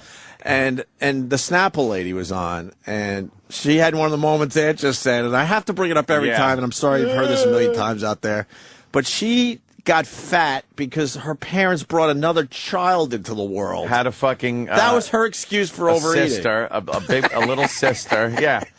And she's like, I just didn't feel the attention anymore. I was their little girl. And then... Danny, can we find that clip today, please? Wow, we haven't played in a while. But shove food in your face. I understand some people go through traumatic things, and it comes out in the fact that you got to eat or whatever. You know, you're touched or whatever. Yeah. But because your parents brought home another baby? Yeah. Now that's what sent you overeating? Losing sent your you down the road of overeating? mind. Oh, you fucking slob. There are so many shows on now which is whiny people. The hoarders, the animal hoarders, the fucking fat slob shows. Can I tell you the best show on I'll tell you the best show on TV right now. What is it? I'll stake my claim. It's Idiot Abroad. And Idiot Abroad is the best show on TV. I've never seen Although I could do without Ricky Gervais over the top laughing. He's doing that a little. You noticed? Thank you. Someone else noticed. That's why I'm not watching it, because I watched like the preview episode, and I felt like Gervais was trying to sell Carl like so much that I just wasn't interested. I was just like, you know what? No thanks. What are you were in my house. The exact same discussion I had. I'm like, it's too much. I think Ricky Gervais, because this guy Carl is an unknown, and he's funny, but I don't know if he knows he's funny, but he's funny. I can't even explain Carl, Danny, but I feel like Ricky Gervais is worried that the world's not going to understand Carl, so he's overselling it by having this over the top laugh. And I love Ricky Gervais. Don't fucking misread me. Yeah. But it seems like he's doing something that he doesn't have to do. Like it's an over-the-top laugh. We get it. You don't have to put in. It's almost like a canned laugh. Yeah, maybe you can find here. the preview. Please laugh here. An Idiot Abroad. He's going to the 7 wonders of the world. He's been to the Great Wall of China so far. He's been to the Taj Mahal. And I haven't seen the Jordan episode yet where he goes to the Middle East. I don't know what Carl Pickering his name is, right? It's fucking great TV, Carl man. with his round head. This week he goes to Mexico, and he doesn't want to be there, and how he describes people, it's brilliant. It really is brilliant. There it is. The preview episode, Danny, was a little rough. You got to get into the show. They decided to make a whole show of what the show's about, because they felt like they had to sell it. That's kind of what I bailed on. No, go into the regular episodes, because Ricky Gervais isn't in it as much. It's just him. I mean, I love Gervais too, but it was just like I was watching that preview episode, and it actually turned me off. Like it was the preview episode, and then the premiere. China. I don't know. I didn't watch it. I watched the preview episode, and I was so annoyed by it. I was like, "Fuck this! I'm not watching this." Wow. I love this fucking show, man. Let me see a moment of it. I just don't want to... Pilkington, we've made a brand new series in which we send Carl around the world. I'm going to say the name of the 7 wonders. I want you to just tell me in a few words your gut reaction. Yeah, gut reaction isn't wise, because it still hasn't settled. Now, if I eat that and I start gagging, you'll think I'm rude. It is the funniest documentary I've ever seen. He hates anything foreign. Can't be bothered. Everything different. Is everyone going to be wearing this? Wow, just do something crap. It's like a game of Jenga that's got out of hand. Did you say it's poisonous or it's not poisonous? What's that? I knew he'd hate it, and that's why I did it. Let me go home! No. You are the strangest man on the planet. You haven't been to China. What a useless round-headed twonk! You hear that laugh? He does that a lot, Anthony. A lot. And I'm surprised, because Ricky Gervais is obviously he's brilliant in his own right. And you would think he would realize, oh, shit, maybe I did that a little too much. I got to back off that. Yeah, maybe he did. Do you have a clip of him talking about, Carl talking about Chinese people? He describes Chinese people brilliantly, and I don't want to... China... deleted scenes, an idiot. I have no The Chinese episode's great. Yeah. How he describes Chinese people, if you can find the clip... You know what? Do it during the break, and we'll come back and we'll play that for everybody. How they do things backwards, and they just... Their whole culture is to make things more complicated, and... I'm rarely grossed out watching television, but in the Chinese episode, when they show people eating... eggs with like the fetuses in the egg still, like that's how they eat eggs, like with the like chicken fetuses. They let them, come on, it's disgusting. They let them cook a little bit, meaning let them develop, and then they show the guy peeling the eggshell, and it's a fetus. And Carl's sitting there like, what the fuck? Is it still in like snotty egg stuff? Yes. Yeah. And they're just sitting at like an outdoor cafe or whatever they have in China that's like an outdoor cafe. It has some bones and the development of bones and some feathers. Why are they doing that? And the start of feathers. And this guy's eating it like it's a delicacy. That is fucking disgusting. Can we get those? I want E-Rock to try one of those. God. We're not surprised though, right? Because they have. Can we go to Chinatown? Do they sell those? They must. I mean, that's something that E-Rock's got to try. E-Rock hasn't tried a bad food in a while. Well, then again, anything really bad for... I'll eat it. And also that they show like the beginning of the Great Wall of China. Like I've never seen where it actually begins. Starts. Yeah, you always see the wall. You never see where it starts. No, and they show both both beginnings / and then let me say hi to. It's the beginning of the wall. It's the longest where it starts. You got to watch this show. Yeah, it's a very high. Yeah, he looks very thin, Ricky. He really did lose a lot of fucking weight. He's going Hollywood. Jack in Chicago. Jack. Yeah, hey, Opie guys. Did you see when he went to the Taj Mahal in India? They had that one holy man who has had his arm raised above his head for 25 years, and it's all shriveled up like an old tree branch. Yeah. He had his arm over his head for 20 years. But I don't know. Was he born that way? I couldn't figure that out. No, he decided to do that. You can't do that physically. He's doing it. And his arm is completely destroyed. Because he can't get any blood up there? I wasn't He's sure. doing it for God or something. His culture or his religion, and I wasn't sure if he was born that way, or you're telling me he wasn't born that way. No, he's doing his that. arm is completely useless. I bet he was called on in school a lot when he started. Hello, or he never got called on. That's why his arm stayed up so long. Dummy. I never got picked to be in the magic shows when I was a boy. Aw. It's not worth crying. Magic shows? When I wanted to be in the show where the magician was doing at my friend's birthday party, and I kept yelling, me, pick me. Oh, no. And he went to everyone but me. Of course. Who would pick the kid yelling me? Yeah, exactly. Because you'd want it to be all about me. Yeah, it would have been a Meanwhile, problem. the magician is like, no, it's about me. Yeah, he was smart. Hey, we'll break. If you could find Carl describing Chinese people, that'd be great for everybody. But an idiot abroad, I'm fucking all in with this show. Hey, we got Nick Swartzson's here. Is he here already? Okay. Yeah, he came a little early, so we'll get him in next. He's in the big Adam Sandler movie that they had their premiere here in New York yesterday. Talked to Nick about it. Nick was hilarious in the movie. You know Nick? Oh, yeah, for years. I like Nick a lot. Yeah, Nick Swartzson's a very funny guy, and we'll have him in next. Hi, this is Ricky Gervais, and you're listening to Opie and Anthony. I've no idea why you do that, but hey, your life. You're listening to Opie and Anthony on the Virus, Sirius XM.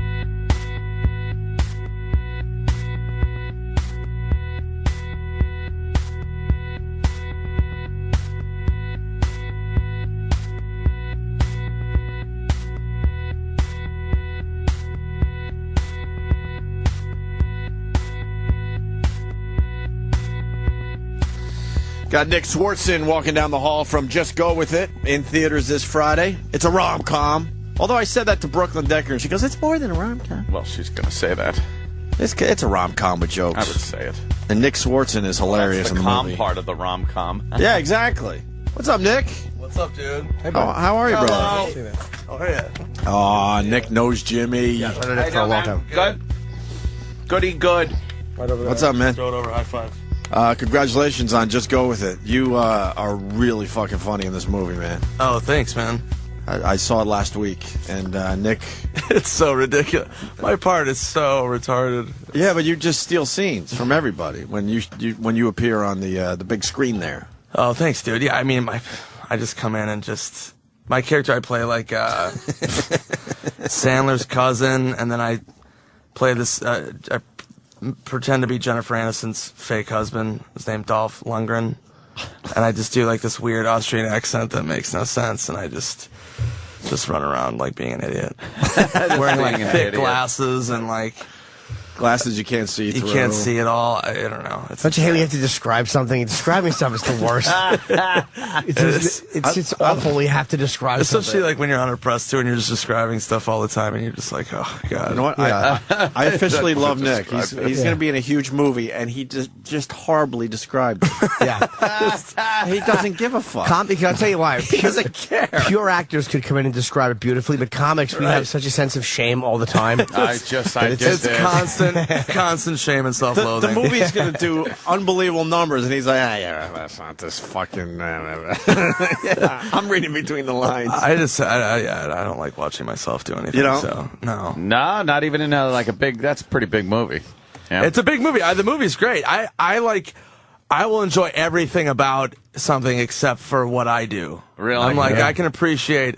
I think everyone's great in the movie. Dave Matthews is hilarious, and he Nicole Kidman, like, all these people are really funny, and then I just watch myself. Nealon's always hilarious. Kevin Nealon's in it for 2 minutes, and he almost steals the entire movie. It's fucking hilarious. He plays a guy who's like, he goes through like a ton of plastic surgery, and he literally had to go through like 5 hours of like stretching his face back like every day. Yeah, almost unrecognizable, but really, yeah, you just know it's horrifying. And his face doesn't move because he had so much plastic surgery. Yeah. And so like he's at a cocktail party, like has a drink, and the drink just falls out of his mouth because he can't even like close his lips. He has so much surgery. It made me laugh hard, man. Yeah, it's his part's amazing. You made me laugh really hard. Fucking Brooklyn Decker in a bikini. I was surprised at Jennifer Aniston's body when she finally showed her body. Insane. Holy shit. Yeah. You think she works out? Oh my! That's a really dumb question. Like guy who doesn't know what to ask. Hey, have you met Adam? You know, this guy's like guy who wants to ask questions but has no idea what to ask. And I was talking about the scene the other day. It took balls on her part because you got Brooklyn Decker. She's just ridiculous, you know, swimsuit model, and she's half naked in most of the movie. And all of a sudden Jennifer Aniston goes, yeah, I want to go for a swim too. And she takes her fucking shirt and her little jean shorts off, and you're like, what the fuck? Yeah, like, and she totally a big reveal. Yeah, she's totally competing with the young Brooklyn Decker as far as the body goes. How old is she? Like 43? 41, 42? 42, I think. Yeah. Jesus. Like she's flawless. It's insane. Yeah. And in that scene, by the way, so they fucking, Brooklyn dives into the water. Can I swear? Oh, yeah. Oh, yeah. Gee, that's real. I can't remember. So Brooklyn dives into this, she was in her bikini, dives in this waterfall, and then Aniston goes and dives in this waterfall, and Sandler goes, he's like, hey, Nick. And I'm like, what? And he goes, you know, it'd be funny just to try it. I'm like, what? And he goes, just fucking take off your clothes, dude, and just run butt naked, and just do like a splits, and just try to land on your balls in the water. And I was like, what? Why? Yeah, why? And he's like, just try it. Let's just see. Maybe we'll use it. I'm like, we're not going to fucking use it, dude. You know we're not going to be able to use that. It's a PG-13 movie. Yeah. He's like, just try it. I'm like, so in front of everybody, like these two girls are just sitting there watching, the whole crew. I'm like, fuck me. And there's like always paparazzi around because of Aniston and stuff. So I just was like, this is going to be the worst shot ever. I hope this never appears. So I had to do it. Did it make it? Of course, no, it didn't. How cold was the water? Because you want to present properly. Present? Yeah, it's humiliating. It was horrifying. Wow, he's a dick. Yeah, it's great. Adam's a dick. No, I would do the same thing. I'm just fucking. Yeah, but I'm not going to fuck up your relationship with Adam Sandler. Don't worry. But the beauty, that's exactly what I would do if I had a film company. Right. Just try this. You know it's not going to go. But do it. It's going to be in some gag reel someday, right? Oh, it's going to be somewhere. Were you uncomfortable being naked in front of people or no? I don't know. I might actually like that. I'm a complete creep. Really? Yeah, man. I might enjoy that, except my stomach. What, you would enjoy getting naked in front of Jennifer Aniston and Brooklyn Decker? Yeah, except for my stomach. I'd love to be bottomless in front of them. Like shirtless, I'd be humiliated. Wow. Fat stomach. Bottomless, presenting nicely. Not even that, but it's just not awful, but my stomach is terrible. And so would you be able to do that? I would not be able to do that. Depends on how much I've had to drink. Yeah, probably, yeah, of course. You know. I'd do it for nothing. With enough. You know. Right. Adam would have to tell me to put my clothes back on. Like, all right, look, they saw it. They were impressed. Can collect your. Did you go to the big premiere last night? I did not. No, I missed it. I flew in late. I landed like 9. I missed the whole thing. Well, damn, that's the story from there, but. Yeah. You would think you would maybe get in early and go to the premiere for the movie. Sandler for some reason was just like, I don't know. He was like, don't worry about it. Because I've been running around doing a bunch of stuff, so he was like, I don't know. He's like, save your energy. I was going to try to do a red eye and shit. Don't show up. Don't show up at the premiere, please. Nick, you're a big part of the movie. You should have been there. I know. I don't know. It's fine. Fuck. You didn't take it as a bad thing, though. He didn't go, no, you don't have to come. It wasn't that wasn't negative, right? As a matter of fact, don't show up. Yeah. You know what? It'd be great if he just showed like all the outtakes and every angle of me fucking my balls in the water. He's like, it was actually just a whole prank on me. It was 45 minutes of the movie. It was your bag. Just slow motion of my sack just grazing this beautiful palatial Hawaiian waterfall. Yeah, you guys got to go to Hawaii for how long? 2 months. It was insane. Shit. All my friends, this was the thing where my friends were like, all right, we fucking hate you. Yeah. Like, I've done other stuff, and they're like, oh, it's cool. This one was like 2 months in Hawaii, Aniston, Brooklyn Decker, Nicole Kidman, everyone's half naked. And then like Dave Matthews and fucking like Dan Patrick. Yeah. It was like a wet dream. How does Nicole look? She seems like she's really sexy. Dude, insane. There's like a hula scene with her and Aniston, and they're both in like grass skirts. Her abs, they're like fucking robot abs. She looks like an avatar or something. It's like insane. I thought there was some movie magic with the abs because they were so insane. Like none, dude. They're none. Like deep ruts on the side. Yeah, like chiseled. It's insane. But doesn't look manly. You know what I mean? Got any of that, Danny? Yeah, there should be a shot. This is Nicole Kidman. Nicole Kidman. How old is she? She's in her 40s, right? She's got to be in her 40s. By now. Has to be. That's a situation. Immediately, the situation. Come on. All right, we get it. Situation. Although he was really nice when he came in. Yeah, he was at the Super Bowl. I was just there, and that dude was everywhere and caused like the biggest frenzy. Yeah, she does have some. Yeah, you can see it on the side. Yeah, it's insane. Yeah, she's is she tall and thin? She looks. Yeah, she looks it. She used to be so hot. How long has she been divorced from Cruise? It's like 8 years, 9 years? I don't know. Her face is a little, like, tight. Really? Sorry, Nick. Nick's not saying that. He's not saying a word. I know I'll never be in a movie. I can say this shit. But I might be. Yeah, I said it. Jimmy didn't say it. No, I'm a terrible actor. Fucking, her body's ridiculous. What other movies you done? Any? Nick's done a bunch. Yeah.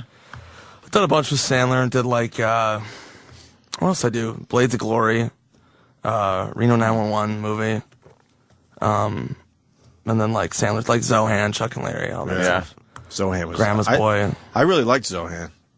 Yeah, I like Zohan. It's hilarious. Yeah. It was funny because we had like a screening in L.A. and just fucking people were just watching it. Like just confused. Then we screened in New York, and like everyone got it. Like the New York screening was like amazing. It's like Star Wars. People were like, oh my god, hummus! I get depressed when I'm in LA, man. Like I'm going out this week, and I could go for a few days at a time, but I get really depressed. There is a different head out there. But it's not that it's bad. I enjoy it, but I just get I get lazy, and I eat a lot, and I don't function well. You eat a lot in LA? I'm unhealthier in LA because my routine is broken up. Yeah, I get fat in LA. When I stay out there for any length of time. How do you do that? What restaurant? Because you don't walk anywhere. Oh, that's it. Yeah. Yeah. Oh God. Wow. Jesus. Oh yeah. Look at that. Oh. Who's the one on the end wrecking the shot? Yeah, that's the gag, man. Fucking Aniston. I didn't know E-Rock was in the movie. Right. Yeah, she has a great body. Dude, Dan Patrick called that woman Big Country. Remember the old basketball player at Oklahoma? Oh yeah. Oh yeah, look at that. That's a couple of. We're looking at a couple of nice ads. A video of the hula scene with Aniston from E.T. Exclusive. We have exclusive footage. Fun stuff. I hate those fucking shows. Did you learn to hate the paparazzi? I don't know. It was just so weird. It's not something I'm used to, really. They have a function. I mean, celebrities like them on some level because they do get promotion out for the movie. Yeah. Or they'll show a shot. Like, they showed shots of Sandler. And it's like, so people already talk about the movie before it comes out. You know. Yeah, I mean, it does serve a purpose. I actually was never into it. And then I lost my car. I got drunk and lost my car. And and I thought it was stolen, legitimately. So I called my insurance company. I'm like, my car's been stolen. And I was walking down the street. And I just started drinking more, just confused about how to find my car. And TMZ found me on the street, like, what are you doing? I'm like, I lost my car. So they put it on the air and on the website and everything. And then somebody called me and they found my car. So TMZ actually helped me find my car, which is insane. Exactly, dude. Where's my car? That was my life. How does TMZ fucking know? How do they know everything? How does everybody get them everything? Well, there's a whole bunch of guys that are just freelancing constantly, dude. They're freelancers, and then they give it to TMZ. Yeah. Oh, that's how that works. You don't see that when you go to LA. They're everywhere. I've seen them. I've talked to TMZ briefly, but it's like, I don't know. I was wondering, how do they get all the, or Radar Online now gets a lot. I forget people send it in. But then these guys, correct me if I'm wrong, Nick, they know like TMZ's the hot one right now. So these freelancers will go up to, like, say you, Jimmy, and go, TMZ. When they're not officially TMZ, they're hoping what they get with you, they're going to, send over to TMZ, right? Right. And they also have guys on staff, too, of course. Yeah, but they have guys, they're everywhere. It's insane. They have guys that literally just drive around. They'll drive around Beverly Hills. They'll drive around places where people, like, usually famous people hang out. I mean, they just cover so much ground. It's insane. Well, I love the people that walk. Is it Robertson? Yeah. Robertson is a road in L.A. that is the paparazzi hang out, and celebrities know if I walk down Robertson, I'm going to get filmed. But what makes me laugh really hard is when they're on Robertson, they're like, they're covering their faces. It's like, no, so embarrassing. No, I can't believe this. But everyone in L.A., Nick knows. Everyone in L.A. knows if you're going down Robertson, you got to expect that someone's going to take your picture or that's embarrassing. Or video you. But then they make believe like, oh my God, I can't go anywhere. It's embarrassing. Like certain restaurants too, where like paparazzi are always at. People Ivy. Go to. It's like, oh really? You had to fucking eat at the Ivy. Right. That's your go-to. That's your McDonald's. And then they make believe they're annoyed as they're leaving the Ivy. Like, I can't believe they found me here. Get out of here! What? Stop! If you're in LA, you certainly could hide. There's plenty of places to go where the paparazzi There's a billion. Go to the Valley. Just hang out in the Valley. No one's going to go there. No one's going to go to the Valley, dude. When I lived on Robertson for one night when I went out to do Lucky Louie, that my manager... Was that the cockroach place? That was the cockroach place. It was on Robertson. Yeah. It was on, I forget, Robertson when I rented a place. It was a small place, and my manager would help find it, and he tends to be scatterbrained. Oh, God. And I checked, and I put my stuff in, and I saw a roach in the kitchen, and I was like, oh, fuck. And the whole place smelled like bug spray. And then I saw one more in the kitchen. I saw about 6 in the kitchen, and then I saw one in the bedroom on the fucking wall. For and I saw one with the lights on. By 1,000,000. and one in the rug with the lights on. Are you sure those weren't paparazzi? Yeah, that's really good. They had little cameras. And I had to fly the next day to fucking middle of Canada to be Voss's best man at his dumb wedding. So I had to take all my stuff, and my manager at 2 in the morning, I'm screaming at him, like, you got to get me a hotel. I'll pay for a hotel for 2 weeks. I can't stay here. So I just put all my possessions in a storage in a hotel and went and was Voss's best man in a fucking hunting lodge in the middle of Canada. But that was on Robertson. I didn't know that was such a celebrity spot. I've been out there a million times. I've been on that street. Were you afraid they were going to crawl into your shit? I didn't know, man. You don't want to leave your stuff with roaches there. That's how people get roaches. Disgusting. Yeah. Bed bugs are worse, but roaches are bad.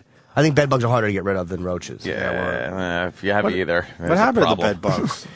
Oh, they're still huge. They're all over the place. Are they really? They're still in the city? They're horrible, dude. Be careful in your hotel. They don't do the stories anymore on the news, though. Yeah, so I guess we're done with bed bugs. Did you walk down the street, you'll see like a mattress or something wrapped up, and it will say like BB on it, or don't touch bed bug. Yeah. Because it's bad. So what is the deal? They get it in your asshole or what? I don't know. I'm sure eventually. You wouldn't want that. That's probably not where they start. They probably go for the ears and the mouth. But you can't get rid of them. They just bite you.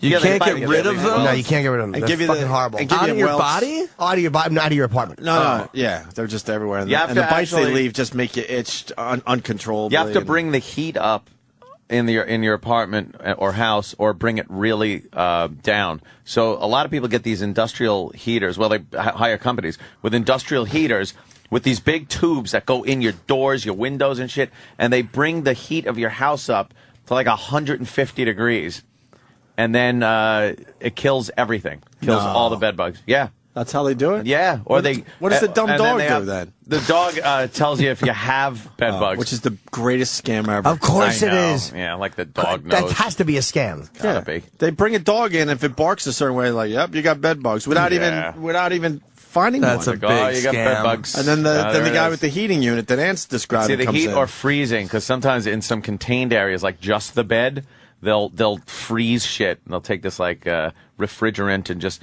kind of spray it all over your bed and your couch. Do you see them come out or hiding? No, I think they just die instantly. Do they smell when they die? No, they're too small. No, they're not small They have dogs. tiny little maggots in their body. It's not like it's like rot away. Not like they found a hoarder after a month. That'd be great. It's possible. That'd be great if you just heard tiny screams. Just really shrill. That'd be fantastic. I want to make sure we promote the movie properly because it's good, man. And Nick's gonna. Thanks, dude. Yeah, it's this Friday. This Friday. Just go with it. And like I said, you stole so many of the scenes. So many of the fucking scenes in this movie. My character's Nick's a good actor, though. We were on a reel together years ago. We had the same manager here in New York, Barry Katz. Scary Cats? Yeah, exactly. Barry. You were a Barry guy? Yeah. I was there for 6 years. Everyone does a great Barry. You're unstoppable, man. Just empty words. It's always like, hey, man, you're on fire, man. You're gonna explode. I'm like, what does that even mean? Yeah. My favorite Barry Katz story is I was fucking broke. I moved to L.A. I don't know if I told you this, Jim. I moved to L.A. I have no money. I moved into a studio apartment, shithole off the beach, and I have no money, and I needed a microwave. So I go to Barry's wedding, and he goes, hey, man, I got 5 microwaves for his wedding. So I go, hey, I really need one. He goes, all right, I'll give you one for $100. I'm like, that's more than a fucking microwave costs. What a and prick. he's my manager. He sold me a microwave Oh, Jesus. for $100. Barry, what are you lunatic. doing? That's Barry, though. $100. I still like Barry. I mean, he's not my manager anymore. Yeah, but no, we're still still chat. friends. Yeah. But a lot of guys hate him. I mean, Oh, yeah. I don't hate him. I could never hate him. I always like talking to him. It's like if you think you want to, but then you talk to him, it's like, you can't. He's very Everyone engaging. Everyone in comedy knows him and has an impression of him, and like Jay does a great. Jay does Barry a great impression. one. Yeah, Elon Gold does a great Barry Nick, too. Yeah. Nick's is pretty good too. Yeah, Nick has. I want to tell the people it's the impression that no one knows, but it's right. It's dead on. It's dead on with these guys. Didn't Chappelle do him in his show too? Like he had a sketch about a manager. Wait, Elon played him, I think. Oh, was it? Oh, right, Yeah. right. Okay, he gets pushed down the steps in a wheelchair or In a something. wheelchair, yeah. Some awful thing. That's right, and it was like, this is what we want to happen to you, so throw it in the movie. They have bad blood. But Barry is really funny. weird. I'm telling you, man, he has a good eye because at one point he had Chappelle, he had Brewer, he had Darrell Hammond. He had Tracy Morgan. Like, Barry has had a lot of fucking Jay. He had Dane, still a Dane. Caliendo. Caliendo. I was with him. You were with him. Why all had? I know, literally. Why is it all, hey, he had. Some are probably business moves, but other times people just move on. They just move on, for whatever reasons. Somebody sells them a line and it sounds better than what you got, and people go with to the next guy. Who's still with him? Jay's still with him, right? I think Dane is too. And Dan. Barry doesn't need anybody. If he's got Dane money coming in, he doesn't need anybody. I know Caliendo left him, which I was surprised. Did Frank leave? Yeah. I never knew Frank. I think that Frank was with him probably after I was. I bet he did a good impression of him too. You know what? I was when I was in Vegas with my girlfriend. We were walking through the Monte Carlo, and I was just looking at Frank's name on the billboard. And he's probably bored doing the same thing every night. Yeah, I bet. That's gotta be nice. It's gotta be a nice hunk of money. I already got millions. Wouldn't you be bored doing like that whole every night 2 shows and it? Like, cause even though, we got a casino gig, it's great, good money and shit, but like just the same shit night after night. I know, that'd be hard, especially impressions too, because you just like, I don't know, man, you just turn into like, what are you gonna do? That can't be fulfilling. Yeah, you're like Rich Little. It's like, come on, you're only 40. But I hear he's a little bored out there with the town and stuff, so I don't know how much longer he'll do that. Yeah. I'm speculating I now. saw him at the Super Bowl and he seemed kind of a little like over it. About the Vegas thing. Yeah. Or everything. He's too young for that. Or everything. I like how it's great. Yeah, Frank's just the Super Bowl looking for a shotgun with a toe attachment. He does a great Charles Barkley, man. Did you see the Does Charles he? No, I Barkley? didn't know I haven't seen that. Did it during the pregame for the Super Bowl. How was the Super Bowl? Were there any stories from out there? We're down there. It was just mayhem. I've never been to a Super Bowl, and it was, it was Dallas, but it was fucking free. It was like it is here in New York. It was freezing, so that was kind of weird, but it was just crazy because everyone goes. So it's like every musician, rapper, athlete, actor. It just was like it was system kind of overload. Yeah. Did you have good seats? Yeah, we had a box, which was cool. That stadium's retarded with that LED screen. It's like gigantic, and it's like, I don't know, man. The stadium was pretty badass. It was pretty cool. Were you watching the screen or the game on the? I was kind of got stuck watching the screen, which is fucked up. It's like, I know, you're there just but it's so huge. It's huge. Can you wrap your mind around it? No, when you see it for the first time. No, it was, and the thing about it is it was packed. So it was 102,000 people. Right. And you're just like, I was just in awe of the whole thing. Yeah. Who did you see? Do you get pictures with people? Because you meet a lot of celebrities. Do you get photos or do you never get photos? I don't. I never do. I just saw, even if it's somebody I worship, I always just space. You're really? the opposite of Jimmy. Yeah. How do you wrap your mind around that screen? That looks like it was super. That looks like a piece of one photo real. was cut out. Yeah, it looks like a Photoshop. You know that's not from the Super Bowl because the fucking Cowboys are in it. Cocksuckers. Stupid Jerry Jones. What stands out as far as that stadium goes besides the screen? Just the massive amount of seats. Yeah. And just the massive amount of people. Yeah. It's just so huge. And the weird thing is there's several gay bars in it, which was really jarring. Really? No, Interesting. Several. That would just be dummies. We are. We bought right into it. It was just such an odd thing that I assumed it had to be true. That would be amazing. Several is the key word, though. Not just one. Yeah, there wasn't one. There was several. You could go gay bar hopping in the stadium. In Texas Stadium. There's something for Nick's everybody. funny. He should be in movies. Jesus, that's really funny. Who did you want to meet that you bet and that you worship, but you didn't? You kind of. I'm a big sports fan, so any athlete, I'm always like, oh. Hi. Are you the safety for the Chiefs? You meet safety. You meet LeBron? I did not meet LeBron. Biggest athlete you ever met? Wow. Who's the biggest athlete I met? Oh, I became friends with Aaron Rodgers. So I got pictures with Aaron Rodgers. You know, so I was psyched about that. The Super Bowl. The what?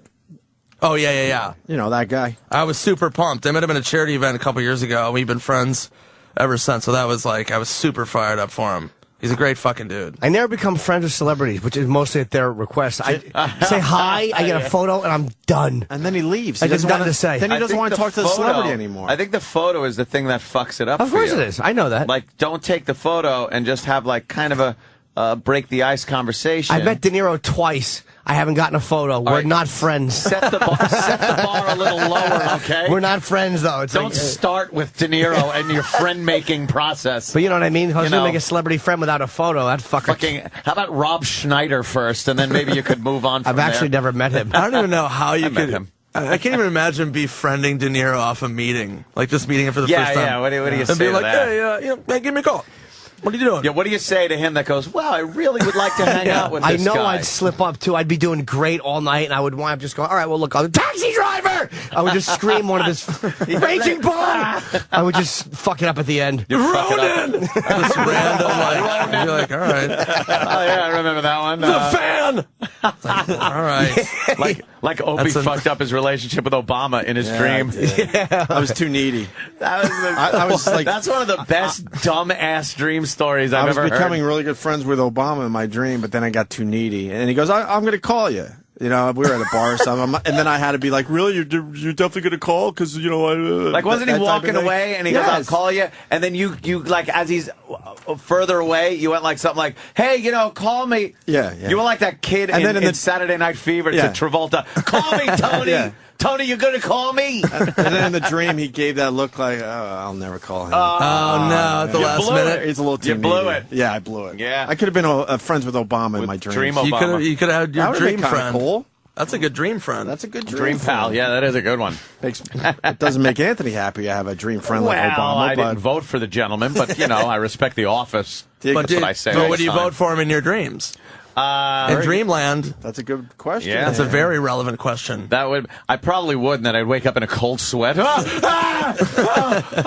thank God it was a check dream. my gun closet, make sure they're all still there, because I have a fear that they're going to take away my Second Amendment rights, and I don't know. It has to be a whole thing. Yeah, it's got to be a whole thing. Freedom of speech. I'm a big Alan Alda freak. I love Alan Alda. He's one of my heroes for some stupid reason. Understandable. And I met him one time and got a photo with him. He's very tough to get a photo with because he's very skittish. Like, he's been taking photos for 40 years. He's done. Yeah. So I finally got a picture with him, which was very fucking hard to do. And I wanted to get it signed, so Louis C.K. did a movie with him. And Louis like, look, I'll take you to the cast party. And I didn't know if I could go, so Louis like, I'll help you get it signed. So I go, and Alda's actually there. And I can't approach him. I just can't. And so Louis brings me up and introduces me. Hey, Hawkeye! Believe me, I knew. Because he was talking to people. I don't want to. But then Louis brings him up and introduces him to me. He'd actually heard the radio show. And he was very nice, and we chatted for a minute, and he's like, well, I normally don't do autographs. He goes, but I always do them for cops, firemen, and comedians. Like, he was very polite, pleasant. So we started talking about MASH. And there were certain things I said I liked about MASH, which I know he liked hearing. Like, certain about language barriers they pushed and content barriers. But then... You pulled a Costanza? You unzipped his fly. I just stayed too long. That's exactly right. I didn't butcher it I didn't butcher it horribly. But there was that one moment, I don't know what happened. Oh, no. Where there was something in my face, and he realized... Oh, fanboy. Fanboy asshole.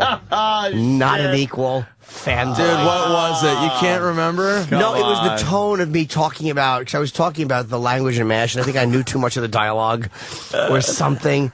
It was just, you didn't blurt a line out, did you? You maybe did. Oh, that'll do it. Maybe I did. Either that or you picked like an episode where there was a Korean baby you wanted to fuck. You're like, do you remember that one? What's up with that baby?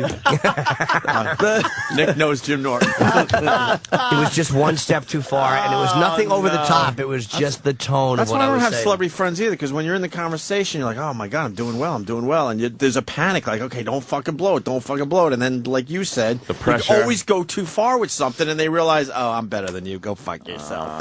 I have to backdoor friendship into like fame. Like Kevin Smith, I became friendly with, and him I'm comfortable with because Kevin is he's that kind of guy. He's such a regular guy with. too. Yeah. Right. I blew it with Kevin. Nah, he likes you a lot. He brought me to a Devils game, and I sat in the box, and I think I might have been a little too needy with him, too. Really? We were trading tweet pictures. He's like, hey, I want to tweet this. I'm like, I want to tweet this. And then I sat next to him, maybe a little too long, I'm thinking. He doesn't hate me or anything, but I think I might have blown it. I think we went back to just being radio friends. Yeah. I think so. Because I never got the invite again. Did you get hammered? And I hinted. No, he doesn't really drink, and I don't really drink, so we were just kind of hanging. And then he was sitting by himself in the box. I'm like, I'm going to go sit with him for a little while. But then I realized, maybe he just wanted to be alone. But then I realized, don't sit with him too long. Like, so I'm overthinking the whole thing. Overthought. Right. Yeah. And I really think I blew right with him. there. I still love the guy, did. and I think we're probably going to just be radio friends. As far as friends go, yeah. Yeah, because we did make that step where he invited me to the game for the playoffs, because he knows I like hockey. But you've had a couple of instances where you had, Greg Brady, as a matter of fact. I didn't blow with Greg Brady. I needed to get the fuck out of that one. Come on, that was a great I went instance. to Greg Brady's house a couple times. Did you? A couple times? Oh, yeah. I actually like Barry a lot. I do like him, but... he seemed to like you a lot. Yeah, he's a weird dude, man. Where does he live? I decided to remove myself from the situation. He lived at the top of Beverly Hills in this ridiculous house, but it turns out it was because of his wife's money. Because I don't think he's making residual money off that. They weren't doing residual deals back then, weren't they? They're not together. I don't think so. They're not together anymore, but she was like an international banker, and every time he came to New York, we went out to dinner, and we became pretty tight. But I showed up once at his house with Jay, our old friend Jay, and he served me his leftovers. Like went to the fridge for leftovers. And he told me to stop by, so I decided, I called him like, hey, I'm in L.A. And he goes, all right, come on over. Weren't you drinking like wine on a hillside watching the sunset with martinis. You're drinking martinis, watching the sunset with just you and Barry Williams? No. I mean, if you need to say that... No, if you need to say that to make the show better... By all means, go ahead. And honestly, you can Photoshop the shit out of it. No, Opie, honestly, that's how I remember the story, because maybe that's how I want to remember it, but what really happened? Jay was there. Oh, okay. And Barry's managers, the two brothers, I forget their names. I thought you were having a quiet moment together. No. He had an infinity pool, and he wanted me to jump in. I was like, What's an infinity pool? Oh, one of those swim pools, right? No, it just trails off. It so just it looks trails like off. So it looks like the water just kind of goes forever. There's no real lip on the pool. There's no barrier, yeah. Right. Oh, it's like a zero entry pool. And it looked like something. his pool looked like it went right over the cliff. So wow. And his wife was there coming out and stuff. Oh, okay. She actually was really cool. But it was creepy walking through his house and seeing all the Brady Bunch stuff. Really weird. He had Brady Bunch shit all over the place? Everywhere. And then he had a whole collection of the Brady Bunch on VHS tapes, I remember. Jesus Christ. Just kind of thrown around. What the fuck? You know how tired his wife must be of that entire franchise? Oh, my God. She's gone. She's long gone. They broke up? Of course she is. She's long gone, and you know what? I'm going to You know what it was? It was probably one too many times of a conversation, him going, this reminds me of the episode, and she was just like, I can't fucking handle this anymore. This is his doorbell. You're just standing there, all right. That plays when you walk in the door. Hey, Opie's here. And then, don't go there. That's what happens if you don't flush the bowl. His whole house is just it's just booby. It's just Brady trapped. The whole place. I miss Barry. We're going to have him on. He works for this company. We're going to have him in. Then he can play Robert Reed's ribs. Because he had AIDS. That's just mean. Sure, he was a nice man. Sure. He had friends up the ass. Of course he was nice. The other one, that old gag. The other celebrity friend I had was Dice, but that just became exhausting. Yeah, Dice is... and nothing against Dice either. I love the guy. He's more than welcome to come in today if he wants to. But when I was in L.A. and I was hanging out with Dice a little bit here and there, just going hiking with him was this whole big fucking thing. You had to do it properly. Everything is a project with him. You had to stop every, I forgot, 100 yards to breathe in a certain way. You gotta hydrate. I'm like, let's just get to the What top are you of the doing? fucking hill, man. Hydrate. But everything he does, there's a method and a way to do it. It's exhausting. Yeah. We went to the supermarket because he goes, I'm going to cook for you. And we went to the supermarket, and that was a whole fucking big deal. Oh, no. He couldn't just, pick up shit. He's got to cause a scene at the meat aisle and the fucking fruit aisle. I'm like, can we just get the fuck out of here? He's an exhausting man. And then I went to the gym with him, and there's monsters in there. And I know my way around the gym. I'm not but I kind of know my way around. And he's lifting 10 pounds. I'm like, in front of monsters. He goes, no, this is the way to do this. I'm like, we look like idiots. but I think he wanted us to look like idiots. You never know. Because he's a big guy. He's obviously could lift some real weight. That's one thing I never could figure out with him. But we're doing curls with, not even 10 pounds. I'm like, Dice, this does nothing. There's no way that does anything. And we were in there for 15 minutes. He goes, all right, that's good enough. I'm like, we haven't even started yet. And then we had to get the smoothie, which is a whole process. It's like everything smoothie. with him is crazy. And everything at his house had to be, Jimmy knows this, over the top. Everything has to be big. Big. He likes everything large. Big shorts, big sweatshirts. Just big bowls. And you can't even hold on to the fucking coffee cup. It's because he likes to be 5 years old. And when you're 5 years old, everything is big. Right. He eats with a giant spoon. It's like you're not 5. And then he has every candy that has ever been invented. It's like he's a giant child. He's a giant child. So that's a weird... I do miss him though. I'm not, but I love the guy. I mean, I literally made my career. I mean, and what career I have is honestly what he started. I've never laughed hard just hanging out with him and just wandering around. He makes walking around the city. He makes the dumbest stuff just hilarious. He walks into clothing stores and thinks it's Bangladesh, that he can bargain with the fucking guy. It's like, no, there's a price tag and that's what you pay. It's America. It's a famous sweatshirt story. You know how he liked the hoodies and stuff. Yeah. So we were really getting along with him at NEW at our last, I don't know, probably 5 gigs ago at this point. And he wants to take me and Ann shopping. I'm like, that's fucking cool. We're going to fucking shop with Dice. And we go into the store Ant's talking about. And I wanted a nice hoodie, an Everlast black hoodie. I'm like, yeah, I'd fucking wear that. But he wouldn't let us buy our size, Nick. No. You got to get the big ones. So we bought a large size. Large? Why? I wish it was large. It was, if I'm not mistaken, because I still have it, it was a double XL. Giant. Why on earth? And we wore it in the store, and he's like, that looks good. Wear them outside. You're like, what the fuck? Do you know how annoyed I was I didn't get one? It's like I was opening for him at the time, and he bought you two fucking groveling for gig plugs. And it's like, I'm your opener. Could you fucking get me one? I'm making $100 a show. And it's a really nice hoodie, but it's so large, I've never worn it again. And then he goes to the register, dress. and he's like, how much? How much? And the guy's like, the price is there. He goes, no. I'll take 3 of them for $55. And the guy's like, no, the price is fucking whatever it is. Well, what do you give me? It's like, no, he's bartering with this guy like he's holding up 2 chickens. And then he goes, has that ever worked for him? Yes. Oh, yeah. It works everywhere. All the time. Like, he could go to fucking Macy's and be like... bargain. And he doesn't, he tells you, he goes, I'm going to throw these in for free. And he throws like really nice sneakers on the counter, and the guy doesn't know what to do. So next thing you know, he's getting free shit. He does this. This is a great one. He's like, Jimmy has better stories. No, just because I toured with him for 3 years, and he literally will say to the guy, just throw it in the bag. Who's looking? And they know it's dice, so they want him to like them. And just throw in the bag. Who's looking? Come on, you put it right in your pocket. Man. He's just got this weird way. He fucking got something for some electronic like discount. He goes, come on, it's me. And they're like, yeah, but we're really not supposed to. He goes, dude, come on. I think of you guys every time I drive by this place. Who gives a fuck?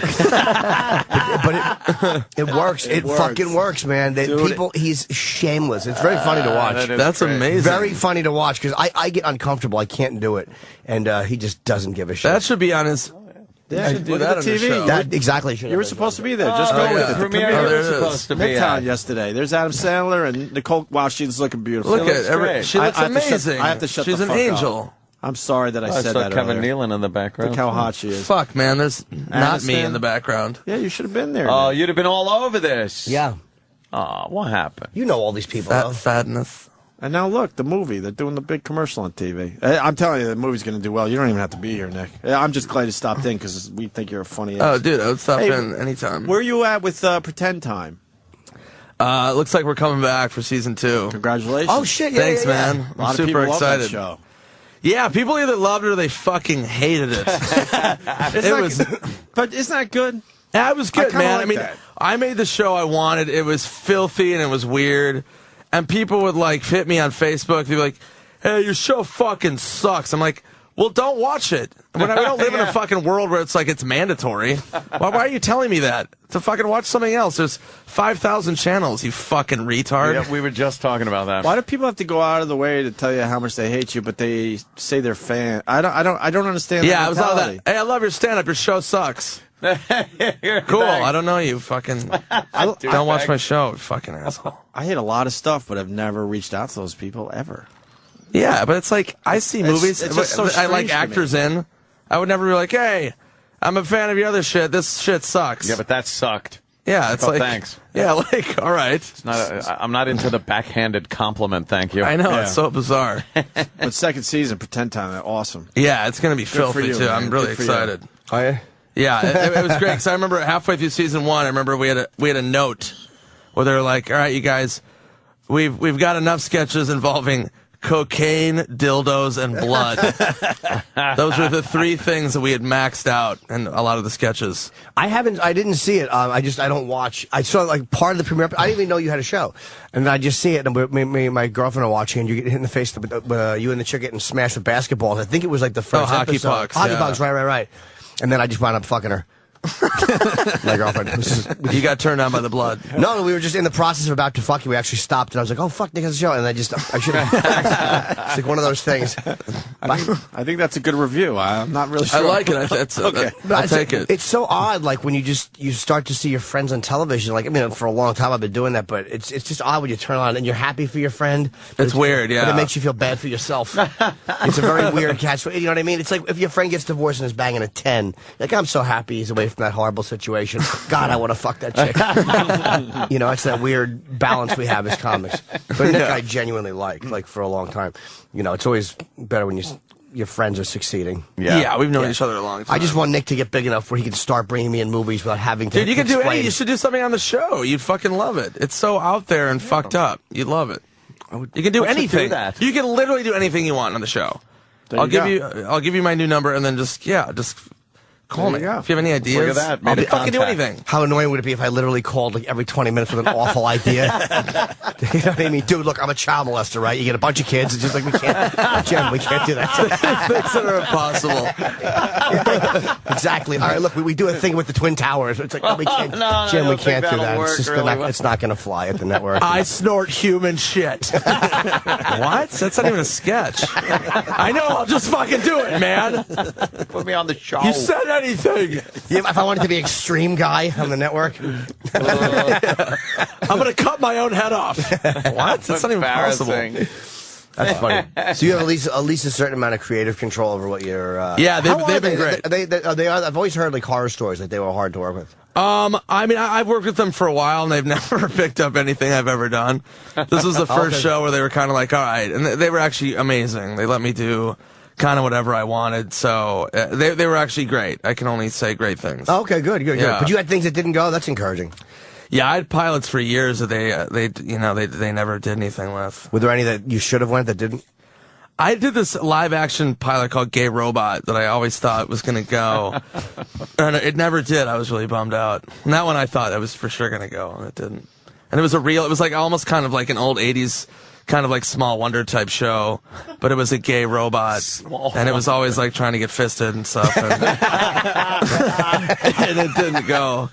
And so maybe that's why. Yeah, because it was like constantly trying to get fisted. But why would a robot want to be fisted? It's in its programming, I guess. Yeah. Fucking Small Wonder. Jesus Christ, was that a horrible show? I forgot about that. But I watched it so many times. It was so good, and it's like, I just wanted to see that episode where it just got dark. Because it fucking did. Like the last episode where the dad just gets electrocuted by trying to eat her out or something. Where he just forgets that it's a robot. And just the tongue goes a little too far and it's just like... On a Small Wonder you won't forget. The series finale of A Small Wonder. That's great. Or it's not, technically it's not pedophilia because it's a robot. It's not. That's what we'll have to look forward to when robots are really prevalent, like how creepy it is when people want to build children robots and fuck them. You'll have to let them do it. And they're just walking around with the robot, like at the store, holding hands with it all creepily. God. Yeah. People go, weren't you on the radio once? And I'll say, yes. That would be so creepy. But that would be creepy as shit. But it would just, in essence, be a machine, but it would still be creepy. Well, they say that pornographic images of children, if they're not real, are allowable. There was a big case about that where they're like... about putting their heads on, like, bodies. Yeah, doing weird stuff like that. Like I think the court said you have to allow it because it's not real. Yeah, that's when I bought Adobe Photoshop stock. It's going to go through the roof. People love it. Or if they I wonder if they did like an avatar. If they just started molesting avatars, if they would get into trouble because they're... I don't know. Maybe it would be got legal. Some questions to answer in the future. In the future. This is for future questions. When we're all wearing Mylar suits. Future questions with Nick Swartzson. You could do that for the show. Pretend time. Yeah. All right, we got to take a break. Just Go With It is this Friday in theaters. Yeah, absolutely. And I'm happy that you're doing well, Nick. Thanks, dude. Nick is great in the movie, man. Wish I was doing better. Yeah. I'm happy you're doing very well. You got any TV press going on? I don't know. Oh, yeah, I did Conan last night, and then I'm doing Fallon tonight. Oh, yeah, Fallon's cool. Yeah, he's great, man. I love Jimmy. He's a good guy. Fallon. Such a great dude. That's how well Nick is doing, though, that he had to think, like, oh, yeah, Conan was last night, and Fallon is tonight. That's great. Where am I tonight? No, I know, it's been intense, but it's been good. And I got to do Leno. Are you doing Leno? Yeah, he loves robot fisting stories, by the way, so throw that one in. He has a bunch of them. You don't want to step on Jay's robot fisting stories. In my house with my cars. Sometimes I fist my cars. When are you doing it? 23rd of February. I'm doing it Friday night. I'm doing a segment, but I'm so annoyed because Monday night Lady Gaga's on, and I really want to do it with Lady Gaga. Look how close you're going to be to that. Tell the J people that you want to stop by. Yeah, do it.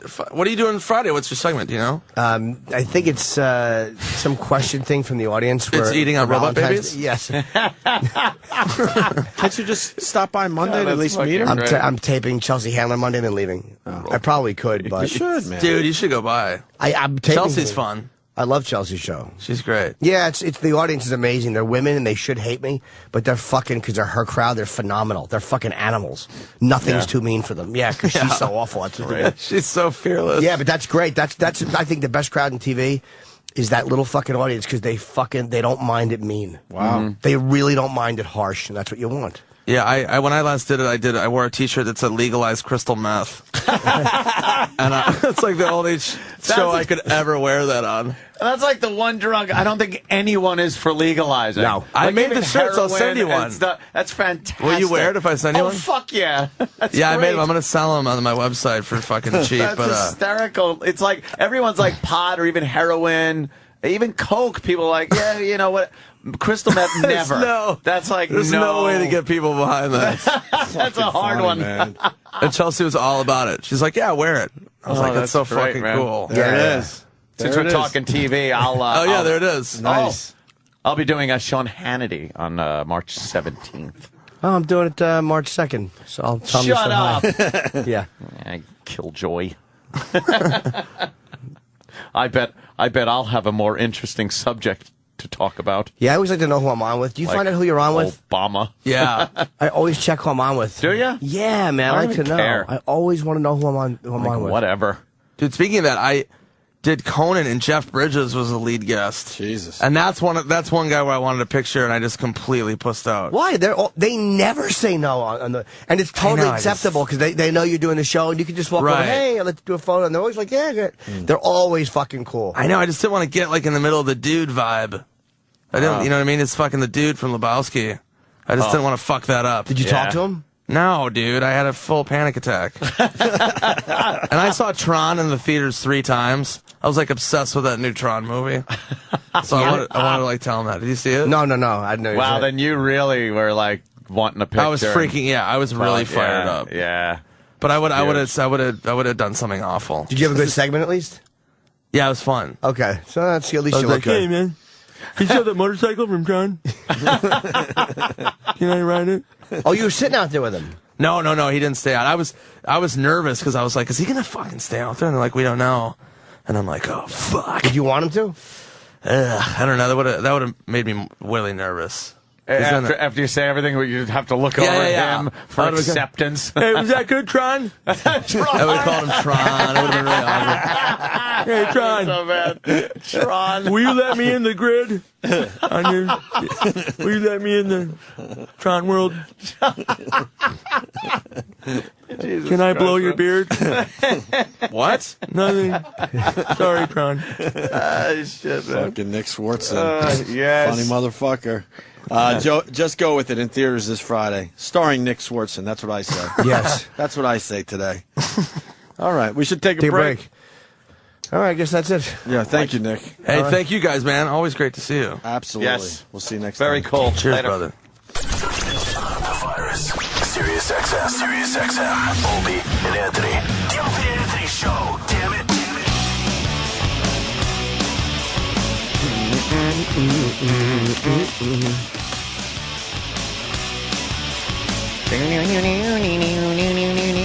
I'm adding in the guitar. Nick Swartzon's a funny guy, huh? Yeah, he's very funny. Yeah. He's a nice guy too. Like he's the same guy he was 15 years ago or 12 years ago, whatever. He's not. He's turned into a dick. He's not. You know, what I mean, he's the same dude, man. He doesn't do the show enough. We got to get him in here more. Couple things. Yeah. We were talking about An Idiot Abroad. Ricky Gervais's new show with Carl and Steve Merchant, of course. Yeah. They put this together. They got Carl traveling the world, going to the 7 wonders of the world, I guess. And the Chinese episode was hilarious. I'm all in with this show. And we just got a quick taste of Carl describing Chinese people here. It's very clever. So out of all the places, this is the place that I'm worried about the most. Why? Just the way they live. They're different. What, Chinese people? They just wreck everything. they make everything weird. That's what I'm worried about. To you? I don't understand what you mean. Everything. Chicken. Why is it orange in Chinatown? Just the slightest thing. The chicken is orange. They eat anything. You know what I mean? Octopus. Toad. He just made that one up! No, say if I go over there, I have a bit of toad. I go, do you know what? It's quite nice, that. It's nicer than chicken. Yeah. It's going to be pretty tough to get a bit of grilled toad in this country. It could make me sort of wish for stuff that I can no longer get hold of. The way they write, the letters are weird. Their alphabet's not like ours. Theirs are like someone testing out a biro. Everything's... There's no logic to anything that they do. There isn't. Of course there's a logic to it. The way they read a book, it's all the other way round, from back to front instead of from front to back and up and down. And everything that we've done, they've gone, right, we're going to do it weirder. That's how it comes across. Well, some would say that they did it first. Their civilization beat ours by many, many hundreds of years. But anyway. Well, there you go, a little taste of Carl. He's fucking hysterical, man. I wonder if he'll do press. He wasn't doing press for the show because Steve Merchant did for the show. It's weird. It's weird. Chickens are orange. Yeah. You got to check it out, Ants. I think you'll like it. Yeah. We got Jabral on the line. Who's this Jabral? Seems like a lot of the fans know Jabral. Well, he's chatting on a little chat room thingy here. And he's apparently of some type of Middle Eastern descent. Does he wear the uniform? Yes. The garb? He wears the headgear, the weird little, like he's wearing his pajamas. Okay. And he's got hair like the Wolf Man. Okay. And giant I Hate America beard. Okay. And he trolls for chicks on in this chat room. He trolls for girls all the time. I don't think he leaves his house. I think he's completely xenophobic and racist. I guess we could talk to him, see what he's all about. And he's a fan of the show? Yeah, I guess. I don't know much about this guy. All right, for the first time on our show, Jabral from Canada. Jabral. Yes, sir. Are you a fan of our radio show? Oh man, I like it so much. It's my favorite show. I spend all night, just listening to it. Oh, that's very nice of you. How did you find out about the show? Oh, well, I was just on Pal Talk and I saw something called Red Opie and Anthony live show. Ah, there you go. Yeah. Hey, so you now I'm looking you Yeah, I'm calling from my laundry room. This is where I hang out, in the middle of the night. Your laundry room? Yes, sir. Now, you're into girls, right? Yeah, you see, I have a problem. I wanted your advice because, you're an older person, you have experience. Jesus. Well, it was a nice way of saying it anyway. Well, I live in Canada, and, the women here is so beautiful, Oh, yes, of course. I can't even go out of my house without, I have to close my eyes. It's very... You get so wound up with looking at women? Yeah, and, these women, they don't find me attractive. That's a problem, so, I mean... Well, don't you understand? You're kind of, you haven't really westernized yourself much. You're really going with the look, that Middle Eastern look. You got the big beard. I think a lot of women would be frightened of you. Maybe not rightly so, but you kind of look like, you have that look like, that's an Al-Qaeda guy or something. He looks like you should be throwing rocks somewhere? Yes, you definitely look like you should have a bread helmet on. That's not good if you're living in the West, sir. Jabral, how old are you? Oh, I'm 22, sir. 22? 22 and you're looking like that? And what do you do? I'm a religious person, I know I'm being hypocritical, but I can't shave my beard and stuff like that. Okay, yeah, but you like the beautiful women, kind of. Yeah, they get you all wound up. I'm in a catch-22, Yeah, so you get all wound up. Now, is this why a lot of Arab gentlemen like their women wrapped up, so the temptation isn't there? Yeah, man, I'm a man. We have I'm sure you understand what we have a problem, when we see such a beautiful women, right? Yeah. We're going to have a big problem. So you don't leave your house because of that? Because you don't want to be tempted? I have to go to work, so I just quickly go to work and come back, but I don't go anywhere else, What kind of job you got? Making bomb belts. Oh, nice. Yeah. No, I'm a taxi dispatcher. Oh, okay. It has something to do with the transportation industry. Yeah. I know, I just pick up the phone, tell people where they want a taxi, I send a taxi. Yeah? Jesus. You should work on Long Island. So they all suck there. So your religion doesn't allow you to have sex with girls, but you want to have sex with girls. So you don't leave your house because you don't want to be tempted, so you just quickly go to your job and you come home. Is that correct? No, you see, the thing is, I'm very poor. I can't afford to get married.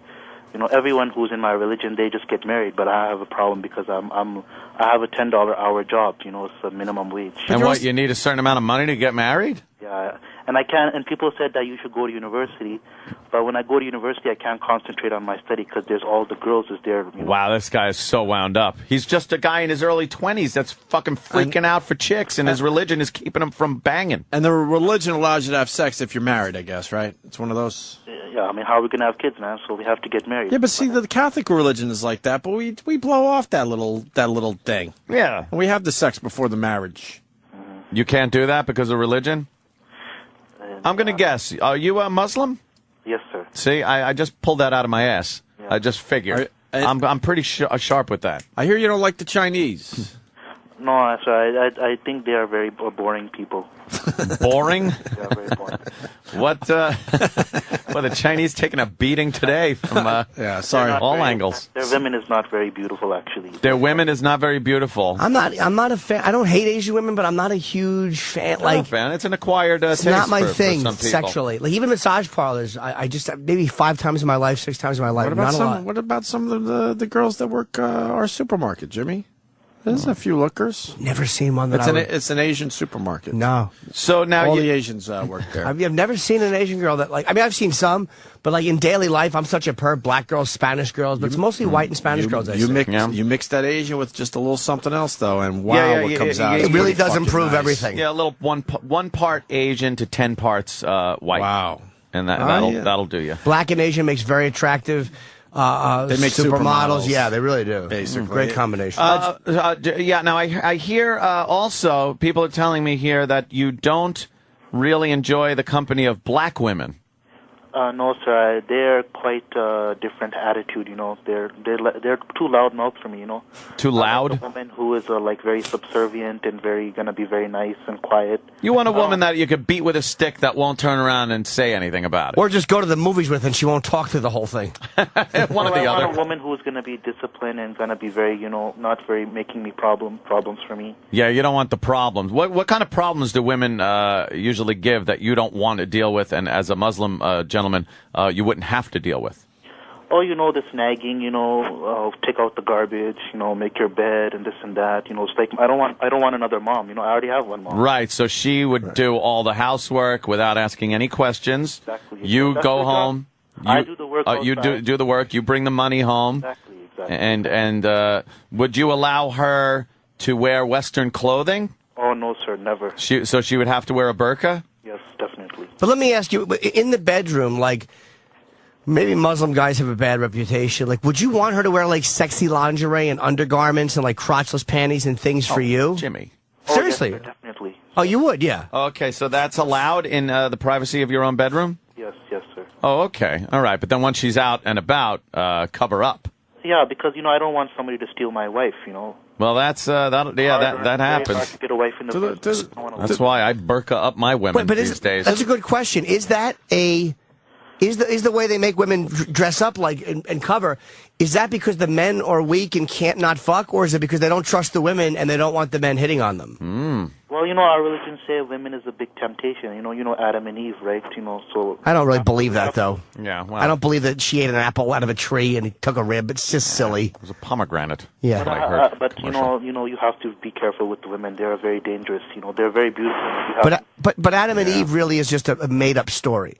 They didn't hang out in an apple tree and a snake said, "Hey, have an apple." This guy's got the big beard and that. I know that, but he's believing. A smart guy. He's believing it. He's not. Deep down, Adam and Eve are just kind of a silly story. He knows that. No, sir. It's a true story. It's not a true story. It's a true story. It's a true story, Jimmy. It's a true story. It's our legends for a long time. We can't just dismiss them. We can. Do you live in an area in Canada where there are a lot of Muslims? No, sir. I'm the only one who is practicing my religion in the city. Really? Where do you find a mosque? We have a mosque, but it's very far. I have to take the highway. So, but I don't have a car, so I just pray at home. Oh, gee. Do you think that the Earth is flat or round? Well, I don't know. It's quite confusing because the Earth seems to be flat, but people are saying it's round. But I've never really seen any evidence of that. Oh, okay. I'm kind of just going to hold off on. Yeah. What about space pictures from outer space? Well, they could be fake. they have Photoshop these days, so they can just like make pictures that. Yeah, but they took pictures before Photoshop of the planet, and it's round. Yeah, why would they it's do a that? Sphere. I mean, you know about people say that people went to the moon, but they discovered that that was just a studio. Right. That was all fake. Yep. Totally fake. I mean, Yeah. 1969, who could go to the moon? I mean, we can't even go to the moon now. How we can go in 1969? Exactly. As a religious guy, let me ask you, because it's easy to judge religious people and get annoyed, but there's a reason that like a lot of times smart people hang on to religion. Like, is there a part of you that's afraid of it not being true? No, sir. I have 100% certainty in my faith, and like. No. What I mean, not that your faith is in doubt, but is there a part of you that is scared, like what life would be like if it wasn't true? Like, I'm wondering what keeps people attached to religion when deep down I know they know better. Well, definitely, sir. See, like I'm not a very good-looking person and all that, and if there was no heaven, then my life would be very depressing. At least I can look forward to having some very beautiful women in the heaven. In heaven. Okay, so you. Alice. So I mean, why I want to be an atheist when I would just kill myself? Then like there's nothing to live for. All right, so you just explain why you just that's a good explanation as to why you kind of hang on to religion, and I think a lot of people do to get into the afterlife because it's supposed to be a better place, and it kind of makes this life more bearable knowing that there's something better or believing it. Okay, that makes sense. Okay, sir. Mm-hmm. Why? So, actually, wouldn't you just shave and cut your hair a little bit and try to fit more into society if you had no faith in the religion instead of just killing yourself because there's nothing to live for? Then you could really live it up. That's true, but sir, it's very hard to get women still. All my friends is complaining. Do you find you encounter a lot of racism because of your appearance when you go out? Well, I get scared a lot, but I think people there are just scared of me, so they don't say anything. They're scared of you? I keep a knife with me because, I'm scared somebody might want to attack me, so I just keep it concealed in my bag, just in case, Just in case some, But, the problem in Canada is we don't have a Second Amendment. I wanted to register a gun, but, they're like, no, there's too much red tape, you can't get a gun here. Yeah, I'd be a little scared to give you a gun, tell you the truth. Well, sir, I need to defend myself. People might want to kill me or something. I have to defend my property. Yeah. Can my you get locker room is quite in a very vulnerable place as What's that thing called that you put on your head that looks like Yasser Arafat's hat? Oh, it's called a scarf. Oh, it's just a scarf. Okay. Maybe you could get that made out of Kevlar to help you out, just in case somebody tries to take a pot shot at you. You got a hell of a head of hair. Can I see a picture of him? Yeah, look at this guy. What's he look like? I want to see what you look like, sir. Let me punch up this. Look at that. Okay. It's like the wolf man. You really are. You look like you look like Taliban. Like that's. Yeah, I'm not making fun of you. Does he? No. You see, we have to have long hair in our religion because that's how our prophet had long hair. That's why. I mean, I don't follow this black style rap artist. They shave their head. That looks very stupid to us. Oh, that kind of Muslim look. We gotta be religious. We have to keep long hair and long beard. We have to look like a prophet in our religion. But do you think? Let me ask you honestly, because like Christ is, I guess Christ was considered some sort of a prophet. I don't know what his role in Islam is, but he had long hair and a beard, and Christians don't. Who, Chris? No, Jesus Christ. Oh, okay, yeah. Like, because he had long hair and a beard, supposedly, in the Bible. And how come that people don't try to look like him? Well, I don't really know about him that much, but, I heard, he was I heard he was not a very good person, but we're supposed to believe in him, but, what I've heard about him. Good guy? Sound like a good guy. People think Jabral's full of shit. Trust me, he's the real deal. He's the real deal. He's a young Muslim that's really torn between his religion and getting some fucking pussy. Yeah, it's really... Hey, Jabral, do you whack it? Whack what? Do you masturbate? It's okay to admit. Yeah. No, sir, it's against my religion. It's against the religion. How do you get the poison out? Well, you have to. Sometimes I get wet dream. Like yesterday, I had a wet dream about this woman called Devil's Tail. Who's Devil's Tail? Very beautiful, man. She's very beautiful. I want to marry her, but she's like, she's already married. So let's see. He didn't look like an ugly guy though. In the picture, he just looks like an average guy, right? What are the young Muslims supposed to do? It's very hard, brother. This is some torment. Can I tell you? It just seems she like looks a little dark for you, though. Let me say. Oh, because my light is not that good, so I actually have very fair skin, but you know how it is. It really seems like Islam sets it up, and don't take this offensively, but they put young Muslim guys in a really, like, if you're religious, there's not a lot of fun stuff on earth. Like, yeah, prayer and religion, or I guess if you like that, you like that, but it's not fun. And when you're in, this is one reason they hate Western civilization. It isn't that they're jealous of everything we have, but they do know. I think that a lot of time very religious people know that if you put guys, even, you know, religious young Muslim men in Western situations, it's hard not to want to go out and bang chicks or to drive a nice car or just to eat Burger King. You know, the problem is I was born in this country. This is the biggest mistake my grandfather made, was to leave his country to come here. And for that, I really, really don't like him. But, you know, he's dead. I can't see him. But it wasn't a mistake, though. What country? From Pakistan. That's where we were from. Oh, Pakistan. Okay. So you would have liked to be in Pakistan. He wouldn't know what he's missing if he was in Pakistan. Babu. Babu. You don't want to be in Pakistan, man. You have more fun here. This place just makes you feel ugly and bad about yourself because you feel different and you feel like you can't get girl. I mean, I know you said that, but that's the only thing that makes you feel bad about not being in Pakistan. Is there, at least you figure you'd probably look better to women and have an easier time getting women. Yeah, it would be, because it's all about women, man, because that's how I'm a young man, you know how it is. Sure. Jesus is a very bad man. Very bad man.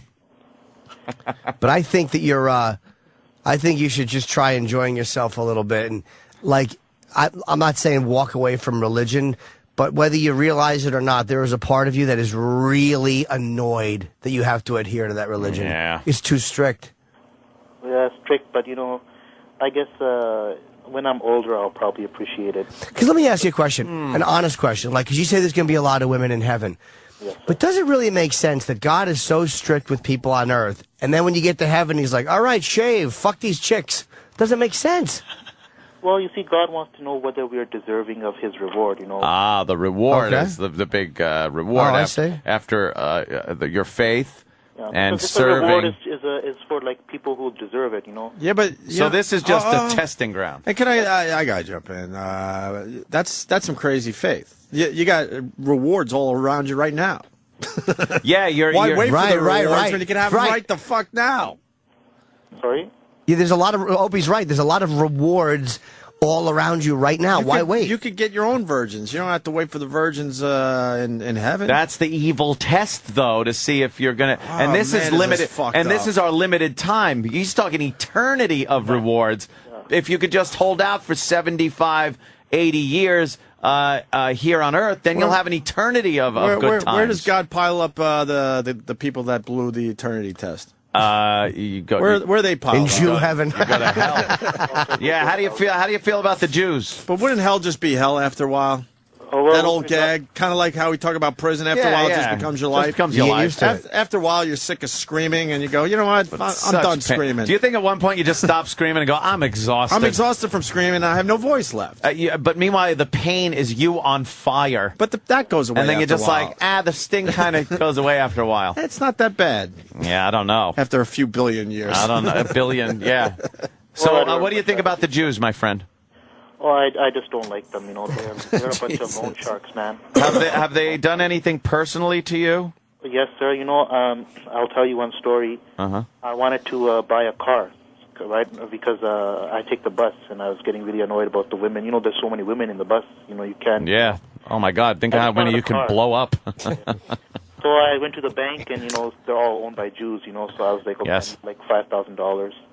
They're like, yeah, we give you $5,000, but, you know, you're going to have to pay, like I don't know, 20% interest rate if you don't pay it at this time. And, sure. And I didn't have a job at that time, and these Jews kind of, like, messed up my life, you know. But because they wouldn't give you a loan because you didn't have a job and you didn't want to pay interest? You might want to look at their point of view on this one. Now, I'm not saying the Jews can't be chiselers, but sometimes you have to give it to them.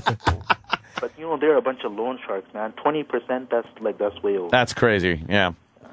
Wow. You know, I just don't like them. You know? Yeah. So you don't like the Chinese, the black girls, and the Jews. Can you list them in order of hate? There you go.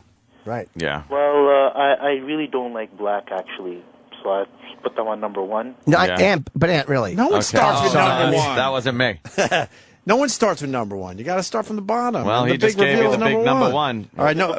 Bottom would be the Chinese, then the Jews, then the black, you know. Wow. How about gay people? Yeah, how do you feel about us? Them.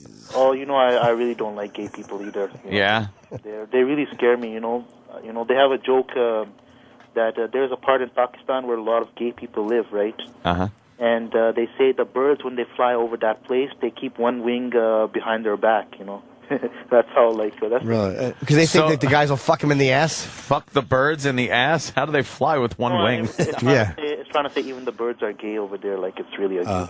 Yeah, I guess it's lost in the translation somewhere. But, yeah, I thought they were preventing their heinies from being fucked with shit and piss tumbling out. Even a gay guy wouldn't fuck a bird asshole because everything falls out of there. Shit, piss, nervous fly, quickly go. Gotta go.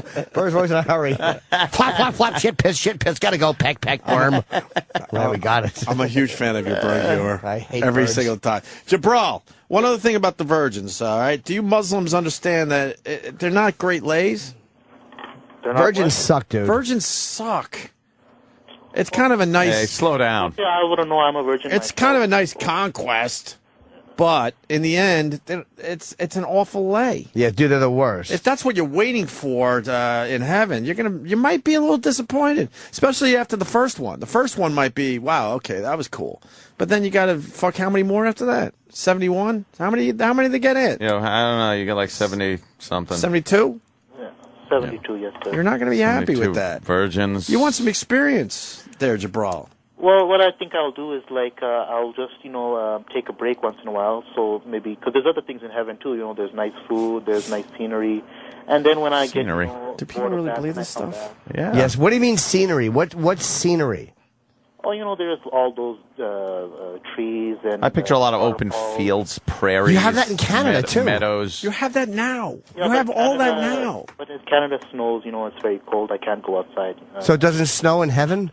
No. Oh, sorry, my dryer is finished. I have to hang up. What? Oh, his dryer's Well, finished. can't you let your clothes just hang out there for a second? No, you got to get them right away. Why? It's a religious thing. They're nice and hot, and so I like to hang them and iron them, stuff like that. Oh, don't be so OCD. God will understand if you don't have to iron your clothes. No, he's got to iron them. Don't be a kook. He's got to take care of his laundry now. All right, yeah, you can wait a few minutes. All right, it's an international phone call. Pakistani Tumble friend. dry them on regular air. That will make them even fluffier for your obsessive ironing.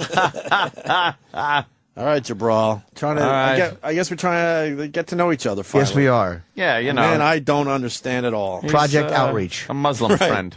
Let's talk to a Chinese next. That's how we do it. Take care. There he goes. Bye, Jabral. Yeah, he's gone. He's gone, and there he goes. He's going into his washroom. Yeah, and he's gonna what they say, iron his clothes. Maybe that's the problem he's having with women.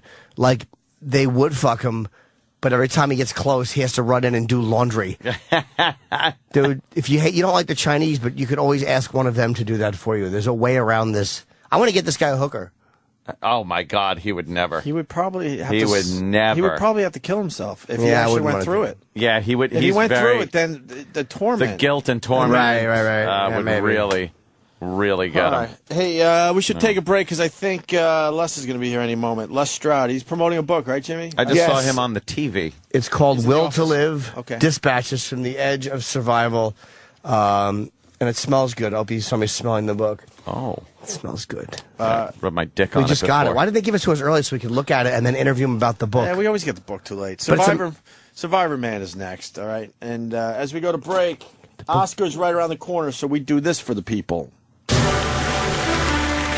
The Opie and Anthony Show proudly presents Oscar Moments. Memorable scenes from Academy Award-nominated films. And now, here's Oscar. Nominated for 8 Academy Awards, including Cinematography, Original Score, and Best Picture, Inception, presented by Daniel Bobo Curlin and George Dudley. They say we only use a fraction of our brain potential. Now that's when we're awake. When we're asleep, our mind can do almost anything. Such as? Well, imagine you're designing a building, all right. You're consciously create each aspect, but sometimes it feels like it's almost creating itself. If you know what I mean. Yeah, like discovering it. Genuine inspiration, right? Now, in a dream, continuously does this. We create perceive our world simultaneously. And our mind does this so well that we don't even know it's happening. It also allows us to get right in the middle of that process. How? You fucking retardo? By taking over the creating part. Now listen, this is where I need you. You create the world of the dream. We bring the subject into that dream, and they fill it with their subconsciousness. How can I ever acquire enough detail to make them think it's reality? I can't. Well, dreams, they feel real. Well, we're in them, right? It's only when we wake up and that we realize that there's something that was actually strange. Let me ask you a question. You never really remember the beginning of a dream, do you? You always wind up right in the middle of what's going on. I guess, yeah. So how did we end up here? Well, we just came from the, Think about it. How did we get here? Where are you right now? We're dreaming? Fuck me. Stay tuned for more Oscar moments. Presented by the Opie and Anthony Show.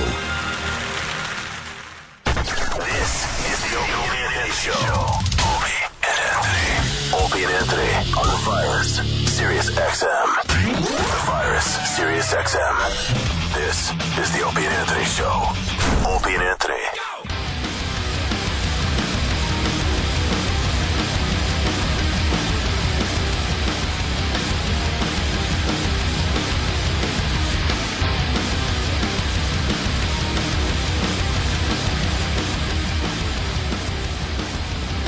Tickets to see the Jägermeister music tour, by the way.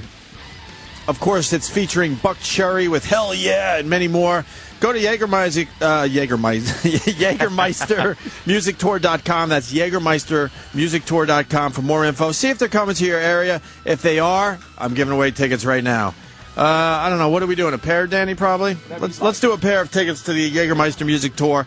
If you could use them, give us a call right now. We'll take a random caller. Winners must be 21 or older. Void where prohibited by law. Jägermeister reminds you to drink responsibly. Void where prohibited, like Pakistan, I bet. Absolutely. No Jägermeister machines there. Roland's in studio. And that means you got Les is outside, Les Stroud.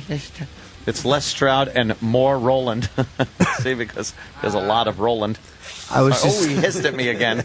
He does hiss like a cat. Yes, he does. He's cute. He's adorable. It's like a little kitty. Hey, Les, welcome back to the show, brother. How you doing? How are you, man? Yeah, just saw you on the TV. Bad. Good, what's going on? Just saw you on the TV. You were doing an interview, doing a lot of press, are you? Just a bit, not all that much. Yeah, a little bit, huh? Yeah, just cool. A bit for the book and that, you know. That's cool. Will to Live. Les Stroud, creator of Survivorman, dispatches from the edge of survival. This sounds serious. Yeah, you need an echo on your voice. Yeah, right. This does sound really serious. And it's got a picture of you on some homemade, like, raft going down a river. Why can't you just call a boat? Just call a boat up and go, could you help me out? I got to get down this river. What? I went to the middle. This is what I do with every book. If it has a lot of pictures, I'm in. Les, I am in. A lot of photos in the middle of the book. Dude, what is this? This is him just doing dangerous stuff. That's the witchetty grub in Australia. That was actually, you know what that tasted? It tastes like a little piece of like pork rind filled with peanut Thai paste. Oh, okay. That doesn't sound bad. It looks disgusting, but it tastes What is it called? Witchetty grub. Witchetty grubs, in like Australia, maggots, right? Yeah.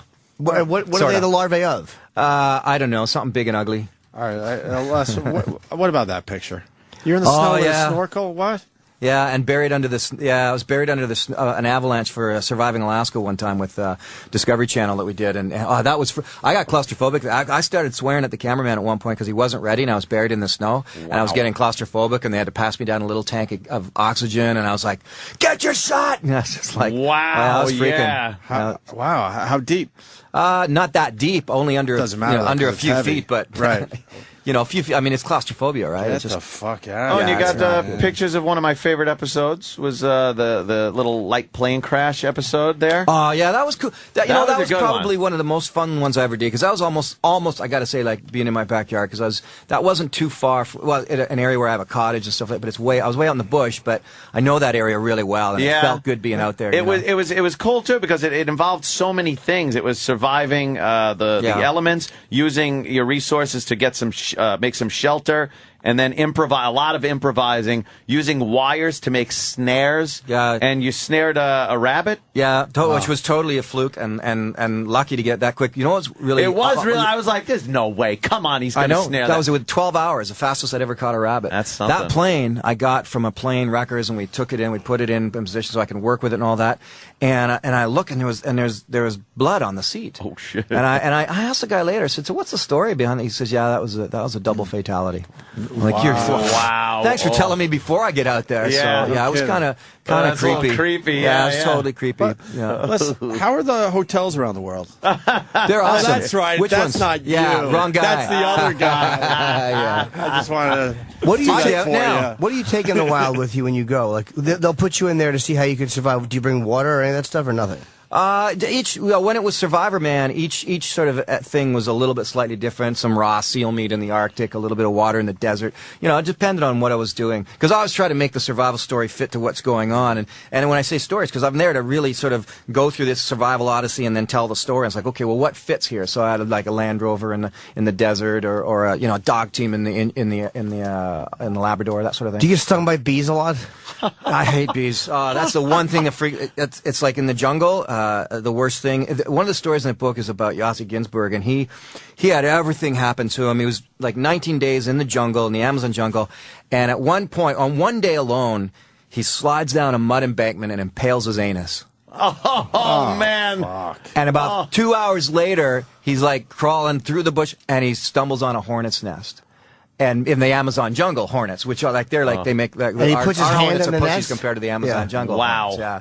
And it's just like everything went wrong. But hornets are the one thing that always kind of like, I'm always like, okay, everything's going on, but if I run into a hornet's nest, I'm done. But bees in the jungle. I can think of another letter I wouldn't like to see in the jungle. Anyway. But wait, when you stumble on hornets, are there nests in the air, or do you kick them by mistake? Then you go, nests in the air, kick them by mistake. Have you seen them? Oh yeah, all the time. Yeah, that's not fun. Oh, wait a minute. Who's the Ozzy Osbourne fan? I am. Oh, right. Yeah. You know what? Jimmy. I just did up. I was asked to. I played harp on The Wizard on a Tony Iommi tribute album up north. They're putting together. All the original members of Black Sabbath, different members were playing on the album, and I went and blew the harp for The Wizard. Oh. And it's I met Tony Iommi years ago when I was producing much music up in Canada. Did you play with Tony on that? No, it's a tribute album for him. Okay, that's great. Yeah, so it was awesome. Yeah, so I know it's a total tangent on the book. No, that's cool, man. Cool, yeah, I knew somebody was an Ozzy fan. Jimmy's the biggest Ozzy fan. I do There's love no him. one bigger. Well, I told you know what I did was they said, well, just come, and of course I listened to Ozzy's playing. And Ozzy's harp playing is not the best harp playing, but so I went in and I had to do this thing, and so I said, well, can I just like give it? And he said, yeah, give it. So I actually went sort of Jimi Hendrix harp on the beginning of the whole thing. Harp? Do you mean harmonica or no? Harmonica. Yeah. Oh, okay. For the Wizard. I'm thinking, I know. Yeah, but when he said harp, I'm thinking heaven music. I'm like, that doesn't make, Yeah. Okay. Harp. Sorry. Slang for harmonica. Oh, okay. Blues slang for harmonica. Like, you got a harp with you, buddy. Yeah. It's like that kind of. So, no, yeah. It was totally awesome. So I just freaked it out, and the guys loved it. So That's we got great. this whole sort of me on harmonica, Jimi Hendrix sort of intro to the Wizard, and then they go into classic Wizard. Oh, right on. I would love to play fucking on an Iommi, just the tambourine, anything that a non-musical man could play. I'll tap my feet like Larry Craig. Les, what was the? Thank you. What was the worst thing you ate in the wild? Hack question. Worst thing, you know what? The last show of Beyond Survival, which was the series Beyond Survival. Sure. That was the series the latest series I've got that they're running. It's I went in and I ate a sago grub, which looked like the witchetty grub in that book.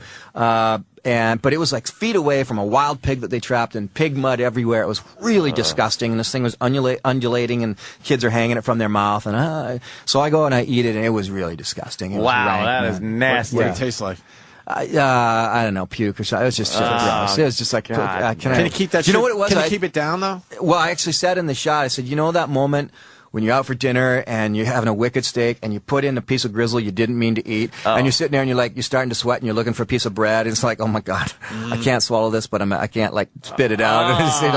And it was like one of those moments. I was like, oh God, how am I going to get this because they expect you to keep it down. Yeah, they don't expect you to throw it. You don't want to up. insult them. Right. If a bunch of shamans in the middle of the jungle have finished tattooing me with a rusty nail, and they're like, yeah, but I'm going to spit out your food. Cause If you're starving to death, would you, like, that looks hideous. But if you're starving, your body would keep that in, right? Like your body has to know that. Yeah, you get over plate fright pretty quick. That's all. It's all about plate fright, right? That's why people eat just about anything. You go, most people go 7 hours without food, and they'll eat just about anything. You go 3 days. Yeah. Scorpions look good. Wow. Especially if someone says this is good for you, you can eat it, and especially if they eat it first in front of you, then it's like, all right. How do you eat a scorpion? Give it to me. Just take the tail off, I guess. You just nip the. You got to carefully nip the tail off, and then you can eat. And it's like, it's like eating a little shrimp. Same family, right? Do you kill it while it's dead? I mean, do you kill it or eat it alive? I know. On the original Survivorman, and I ate it for live. That was pretty much just showmanship, eating it alive. But you cook it on a barbie, and then you get like this, like on a shish kebab, and then you get a nice little crispy. It's like eating little chicken wing ends or something. Yeah, it tastes awesome. Not bad. Not bad at all. It tastes like little shrimps. Wow. The Chinese like weird.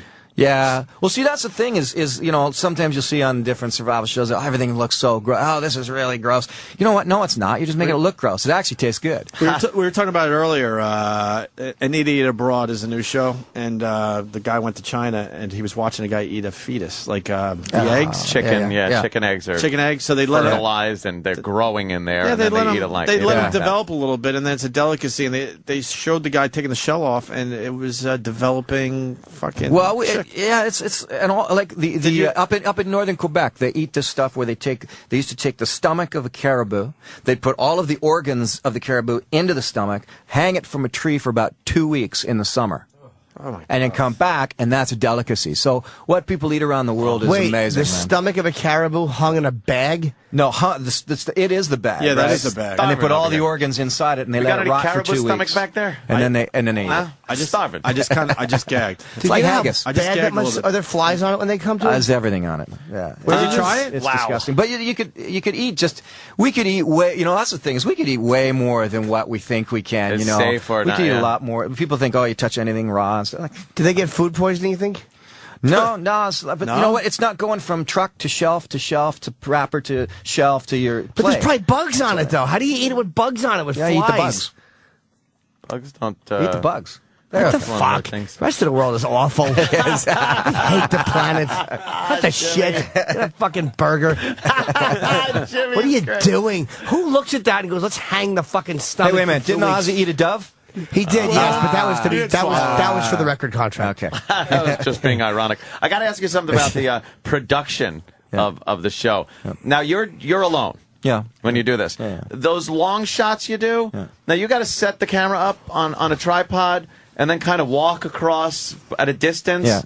And then go back, get the camera, because it's a very majestic look, but it seems like something that you wouldn't do to just like, hey, here, I have a handheld camera. It is just for pure production value. Well, yeah, the whole thing was when I first started, I did this. I started in 2001, right after Survivor Series hit big. Then I came on with Survivorman, and everything sort of flowed from that. The reality was that I could do the home video thing, and it looked like a home video. It'd be crap. You wouldn't want to watch a show. But I'm also a filmmaker, right? So I had a lot of passion in my filmmaking. Okay. So I had to say, well, if I'm going to present what it's like to survive in the desert, I also want to tell the story properly and well, and use good cameras and good camera angles. And so my passion drove me to climb the cliff and put the camera up and show where I had to go and do all that stuff. Okay, that I wasn't sure about your filmmaking background. Yeah, I used to produce much music, and I rock videos, all that sort of stuff. Yeah, because I picture every time I see one of those shots, I'm like, that son of a bitch climbed up that thing, popped a friggin' tripod, got the shot, focused, and then went down, walked across, had to check it, make sure it was good. It's like, Jesus Christ, it's taking a while. I'm not no wonder he's starving eating bugs. I'm not buying it. No, he's not buying it. Time to admit you had another guy the whole time. Yeah, I had a whole team of guys. Yeah, crew, absolutely. Stunt coordinators, safety climbers, like, all not of it. him. Right. It looks like when Shatner's fighting in Star Trek. It's like, who's that guy? Ain't him. I got to ask the little boy question, man. Were you ever scared sleeping in the middle of nowhere by yourself? In the dark? I used to go camping here once in a while. And we would be maybe a mile from everybody else, and I was scared shitless. I can't fucking fun and make believe I wasn't scared. Yeah, Every fucking noise drove me nuts. Well, the worst for me was probably in Africa. Because lions, polar bears, great white sharks, they're opportunistic eaters, right? So they are predators, and they'll eat you if they got opportunity. We can sugarcoat it, but that's the way it is. Yeah. And so when I was in lion territory, that and polar bear territory, but lion territory kind of freaked me out. I listened to a lion attack happen just a few hundred yards away, and I was sleeping around like thorns all around me, and it was. It was, oh gosh, I can't remember. He was attacking an Something animal. died. Some ungulate died. Some Something hoofed died. animal was dinner that night. And, So you slept in thorns. Why? So they wouldn't stumble on you? yeah, it's just a way of survival in Africa. You build these wow. thorn corrals, or talk about sleeping out in the wild, right? But you have to build the thorn corral around and then go to sleep. And it's not going to stop a lion. It's just going to slow him down a bit. Yeah, so yeah, that's maybe the key. give you an And you're not opportunity. really sleeping. You're opening that eye and just waiting for that sun. If you to get start 20 coming up. minutes, that's like a good slumber. Yeah, okay. How do you defend yourself? Do you have any weapons with you of any kind? gotta Maybe bring a a pistol. club or something like that. The odd show up, maybe had a bow and arrow that I've had, Yeah. but not much. No, just defend yourself with doing it right, building the thorn corral. Like I built that corral, and then I also built it around a tree base so that if it was coming in at me, at least I could go off the tree then. So you got an escape route. Always got to have an escape route. Yeah, 'cause what are you going to do? If he can't get through the thorns, you're going to have trouble going out the other end of the thorn. Yeah, exactly. So you're just trapped. You're like a big thorn bowl. And that's assuming there's only like one of them. Could be like a buffet of lions coming in. Yeah. Fuck that. Look, I'm eating out of a thorn bowl. This is great. Yeah, this is a little spiky, but this guy's delicious. What about polar bears are scary? They're huge, aren't they? Yeah, polar bears, for a polar bear, they're beautiful, and you might be able to scare them away and all, shoot a shotgun up in the air with it, but the reality is you're a big walking pink seal to them. They're opportunistic eaters, just like a great white shark. Most animals are not predators. They really don't want you. They want to. Even grizzlies don't want you. They could care less. But polar bears are different. I gotta say for the Wow. marine biologists out there, because my brother is one. He would disagree with the great white thing. About it being a predator? Yeah. He would say- What ends up happening is they bump into you thinking you're something else. They do bite, and then they don't want anything to do with you. Well, In most cases. In most cases, what about the cases where they don't? You're True. right. He's True. right. The reality is that they do a taste test. The problem is that their taste test, you lose an arm. Yeah, They look at you and go, I wonder what that is. Right. Nibble, and then there goes my leg on the nibble, and we call it a shark attack. Right. That said, they certainly That's have... bad enough, yeah, it's obviously. bad enough, and But they've eaten before. I just had to bring it up because I don't want to deal with the call from my brother But later. something and tells- stuff. It's something they argue all the time, that they really don't want to eat humans. Something tells me also a hungry shark is going to eat you. Sure. It doesn't, like, he might be like, oh, well, this ain't as good as a seal, but, And he's right, though. I spend a lot of time defending polar bears and great white sharks and lions for the bad rap they get. But in the end, no matter which way you slice it, people have been eaten by lions, people have been eaten by tigers and great whites and polar bears. And what I said doesn't matter, because if you're in the water and you see a shark, you're not going, well, they don't really want me. I'm staying in here. This Get one's the got fuck it's out. got a nice look in his eye. He'll be all right. Yeah. Did you swim with sharks? I've hand fed tons of them. I did Shark Week for 3 years, right? Yeah. I scuba dive. I haven't in a while because I had a kid. Unfortunately, not unfortunately for that, but unfortunately for my hobby. That wow. you know of, anyway. Wow.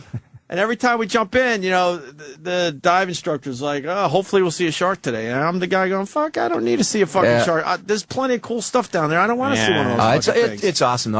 I've ridden on the backs of tiger sharks and Caribbean reef sharks, hand-fed great whites, and it's pretty awesome when you're down there and you see a shark. It changes the diving experience. Have you ever seen, help me out, largest animal, blue whale?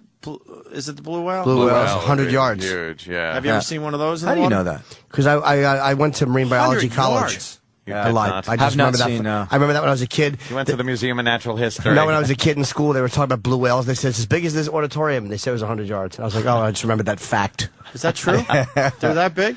Yeah, they're. What I'm hoping to do is get in with a whale shark. I haven't done the whale shark dive thing yet, which is pretty awesome. The only whales I've seen is the killer whales up in the west coast of Canada. I've sea kayaked, I got chased by a sea lion, and sea kayaking past killer whales, which is pretty awesome. In the water itself, lots of sharks and tons of sharks, but because I'm there for that, and I was there for Shark Week, right? But and of course we're feeding them. We're throwing chum in the water. It brings them all around. That's a blue whale? Yeah. Wow. I learned a lot about them when I was on a Japanese fishing boat. My friends and I getting lamp oil and fun trinkets. Shitty culture. Fucking savages. There's 8 whales left. Them and their little dicks. They can't stop killing. 8 whales. I can't stand that stupid murder whale. It annoys me. Fucking whale fin. If you eat whale fin, you should just be shot. Unless you're surviving, it's different. You saw the Cove, right? It made me want to fucking just bomb them all over again. I was so irritated. Wow. Really annoyed me, that lack of respect for fucking... Rick O'Bear is a friend of mine, and yeah, absolutely. When I was in Malaysia with the Sea Gypsies on Beyond Survival, we were talking through an interpreter, and they're shark finners. I was like, yeah, well, no. And I asked us, well, where's, like, they're saying there's no sharks here. Well, what do you mean you don't have any sharks here? They used to have tons of sharks there. Oh, they went away somewhere. They went away. Well, it's because you finned them all and sold them to the market. But then they throw them back in alive, like with their fins cut off. They have no. What happens is after you get the shit kicked out of you in a world war, and you're so humiliated as a nation, honestly, you just lose regard for all of the life. I really believe that's what happened. Really? How could you be such a fucking? Hunting is one thing. How could you cut the fins off something and throw it back alive? What kind of a terrible, terrible culture are you that you could do that? What am I talking about? Shut up. No, it's very Sorry. Probably because it's a bizarre thing though. You get all around the world and you look at the all these, like with Beyond Survival, with all those cultures that I survived with. It's really hard because, a lot of them are doing things that to them they grew up with, and you're going like, oh man. But you're right. In the bigger nations, you just want to go, come on. They don't know any better. You guys have scientists. You guys have experts. Come on, you know what you're doing, and I agree. It's probably because they know what's going down. It's efficient. Yeah. Don't care. Yeah. It's efficient for what they're doing. Where are the most? Oh, I'm sorry. No. It's different in the jungle if you're hunting and you're eating, and if you're using saliva as a lubricant or a beverage, kill what you want. If you think caribou guts are delicious when they're spoiled, you know what? Kill what you want. Spoiled, hanging from a tree. Yeah. Where's the most, and what was the most primitive culture you ever encountered? Probably, I don't know if you guys saw these. Probably the last show, which was the Mentawai in the Indonesian jungle, and they tattooed me with a rusty nail. And a stick. And, here. Why did you allow that? Yeah, let's see that. Wow, that's fucking cool. So that's on. I got one on each shoulder, and they do this. If you watch the show, they have this little stick thing, and it's like. Yeah, I've seen that. And it looks to be a bit painful. It was. You know what? On the other shoulder, they did it, and then they tried to explain to me, the shaman didn't put enough ink in. We have to do it again. And so it's like going over. You got a cut already, and then you stab the cut. It was like that all over again. And I was like, okay, here we go. How long did it take? Holding it. It was hours. Les, can I tweet that? Yeah, of course. Wow, people got to see that. Is homemade tattoo with a rusty nail. Oh man, but they were pretty primitive. Yeah, they were like they're beautiful, and Stone Age. Wow. But, damn you! Oh man. Were you worried about getting like a tetanus or something, or? No, they rubbed me with like plants and things after, and in the stream. Putting it on this person's head. Yeah, that's what I had done. Exactly. That's what we're watching there with the stick. And what does that tattoo mean? That's the thing, and I say it in the show. Everybody's got like intense meaning. You know what they end up telling me? They just like to make themselves look cool. So much for the big spirit. Now, there is a story, like these ones are supposed to be in relation to their relationship to the sun, which at one point they pushed farther back from the earth with their bows and arrows. And so, but in the end, they just like to look. They just like to look good. Hot. Thanks for doing that. You see the video that I think it just popped last week of that tribe where the guy flew over in the plane. They were never discovered before or whatever. They've been known. And it was the first contact or the first video taken of these guys? Maybe that might be the case, but they've been known about for a long time. What tribe is it again? I don't know the name, but there's 70 uncontacted tribes in the Amazon jungle. And when I was in there with the Warani, 16 or so miles or so away was a tribe called the Tagade, which were very aggressive. They're an offshoot. And they said, if we go down there in ones or twos, they'll just kill us. If you go down there in a big group, you'll never find them. And I was doing my Survivorman thing just upriver from them. The whole week, I'm like, oh, you got to be kidding me. Well, I didn't know until I got there, and then they tell me, it's like, well, this is great. Tagade. They're so isolated because they all have AT&T service. They don't fuck around, though. They'll kill you. Not even think twice. Yeah, well, because they're just protecting themselves. And I'm sure they don't have laws. No, their law. Their law. The Warani really wonderful people that I learned from, but man, they were listed as the most violent people in history at one point. Wow. Yeah, like these are the people back in '57 or so massacred 5 missionaries. And I met one of the guys. A guy named Dewey was one of the guys involved in that massacre, and he was like a really beautiful man. But he was like, for them, they thought they were being, there was this whole thing that went on, and someone said, "Oh, they're here to kill us," and that. Took the rock and they speared them all. Wow. Oh man! They thought they were being attacked. Yeah, and then what they never had in this culture, they never had the culture of forgiveness. They didn't know what forgiveness was, so every single thing that happened was a vendetta, killing, like, oh, well, you tripped and hurt your ankle, well, that must be your fault, because I don't like you anyway, and you must have put that on me, so I need to kill your son. And it was just on and on, and then now that it just go back and forth like this. We have ancestors. But it's not like that now. It's called management here. I love bad radio show. We're taking your firstborn. I love all the shots you're taking. God bless you. Why not? Hey, I'm going to trust someone on Twitter. I don't know this, so in case it's bad, I don't know. You got a Bigfoot story? Please ask Les Stroud about his Bigfoot story. Maybe. He means the guy in Strike Force. Did you find him? Oh, sorry. Is it a... It's a real story, yeah. I would love to hear it if you want to tell it. All right. Well, when I was shooting, was this Beyond Survival? No, Survivorman in Alaska. And it was not my first experience out there with something like this. It's the second time. And I was doing a shot. You know, you've seen Survivorman. You know, I do the shots and that. And then the camera was put away over there. And I was just like, in between shots, I'm still working. So I got to grab some more grass. I'm getting more grass and shit. And I hear this big rustle in the tree not too far from me. And I freeze, right? Because all the hairs went up in the back of my neck. And I've been around grizzlies and moose and bear and all. But this was different. It felt weird. And I'm looking over at the camera. I'm thinking, okay, hang on a second. If I could even just flip it on for the audio. But it was too far away, and I'm just standing there, and I hear this rustle. And then I hear this, all right?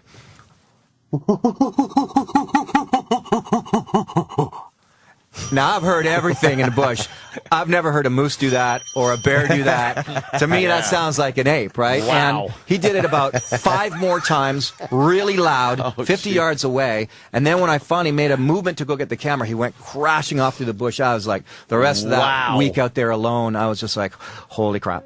And so I'm not going to say what it was. I don't know what it was. Is it possible it was an ape? Was there? Well, okay. Let me ask you a question. If somebody says to you, someone says, "Do you believe in Bigfoot?" You're going to roll your eyes and go, I don't know. I call him Sasquatch, buddy. But if someone says to you, "Do you think it's possible that small pockets of bipedal ape populations exist hidden away in the dark corners of the world that have a strong intuitive sense and sense energy?"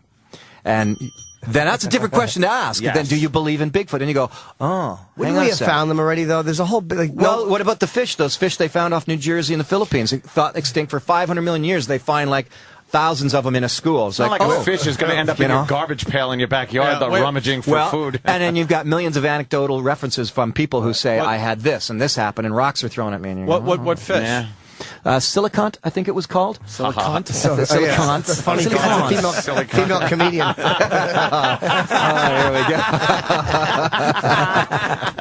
Jimmy. So over. Someone had to go doing there. better than that one. What? Wait. That did not come from me. No, of course not. I think it would be tougher to discover everything living in the oceans. Sure would, yeah. But as far as on land, you really think there's stuff out there we still haven't discovered? Yeah, and I'm not talking about for sure. maybe tiny shit. Yeah. I'm talking about sizable shit. They're still finding mammals in Papua New Guinea and birds and things like that, and that's fairly sizable. I mean, it's not like they've gone out and done the whole sort of army satellite heat camera thing to try and find Sasquatch. They haven't done that, But why haven't we? It's always. I don't know. Money. There's so much interest in the It'd be cool if Bigfoot someone. I've been asked to do it as a series. Why haven't we really fucking gone out there and answered this question once and for all? Let's just get one and kill it. And why haven't we found any dead ones? That was always my question. That's a good. But then the question is, how often do you find a dead moose? I would imagine because within moments it's eaten up. Wolves, ravens, coyotes. When do you find a dead bear? It dies. But wolves. we have found them.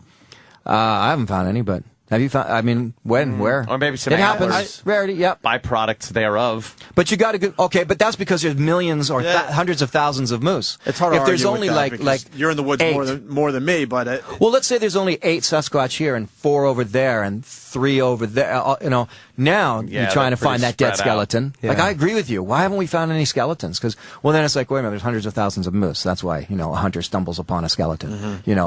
But I guess they have footprints, right? And rocks thrown. So many of them have been hoaxed, though. The footprints, like the biggest ones, have all been admitted as hoaxes. Even the guy in the camera with the Bigfoot, where it looks like he's actually trying to do some kind of a shuffle. He is dancing. Best part was when Jim Carrey did that in the Who. In the Who remake, when they did a shot of him as the Grinch in the same pose. It is such an obscure reference, but everyone. I know. I like that. I was seeing if you were awake for that one. California too early in the morning for that. No, I love that. Well, you knew it. You got it. Though. I know that one. Yeah, it's great. These guys have blank faces. I used to watch those all the time. In Search of. Arcane reference. Leonard Nimoy. Hey, what do you think they're going to find under the? They're drilling in this lake that's been covered by ice for monsters. That's exactly what I was thinking. It's Sasquatch for like 13 million years Frozen. in Russia.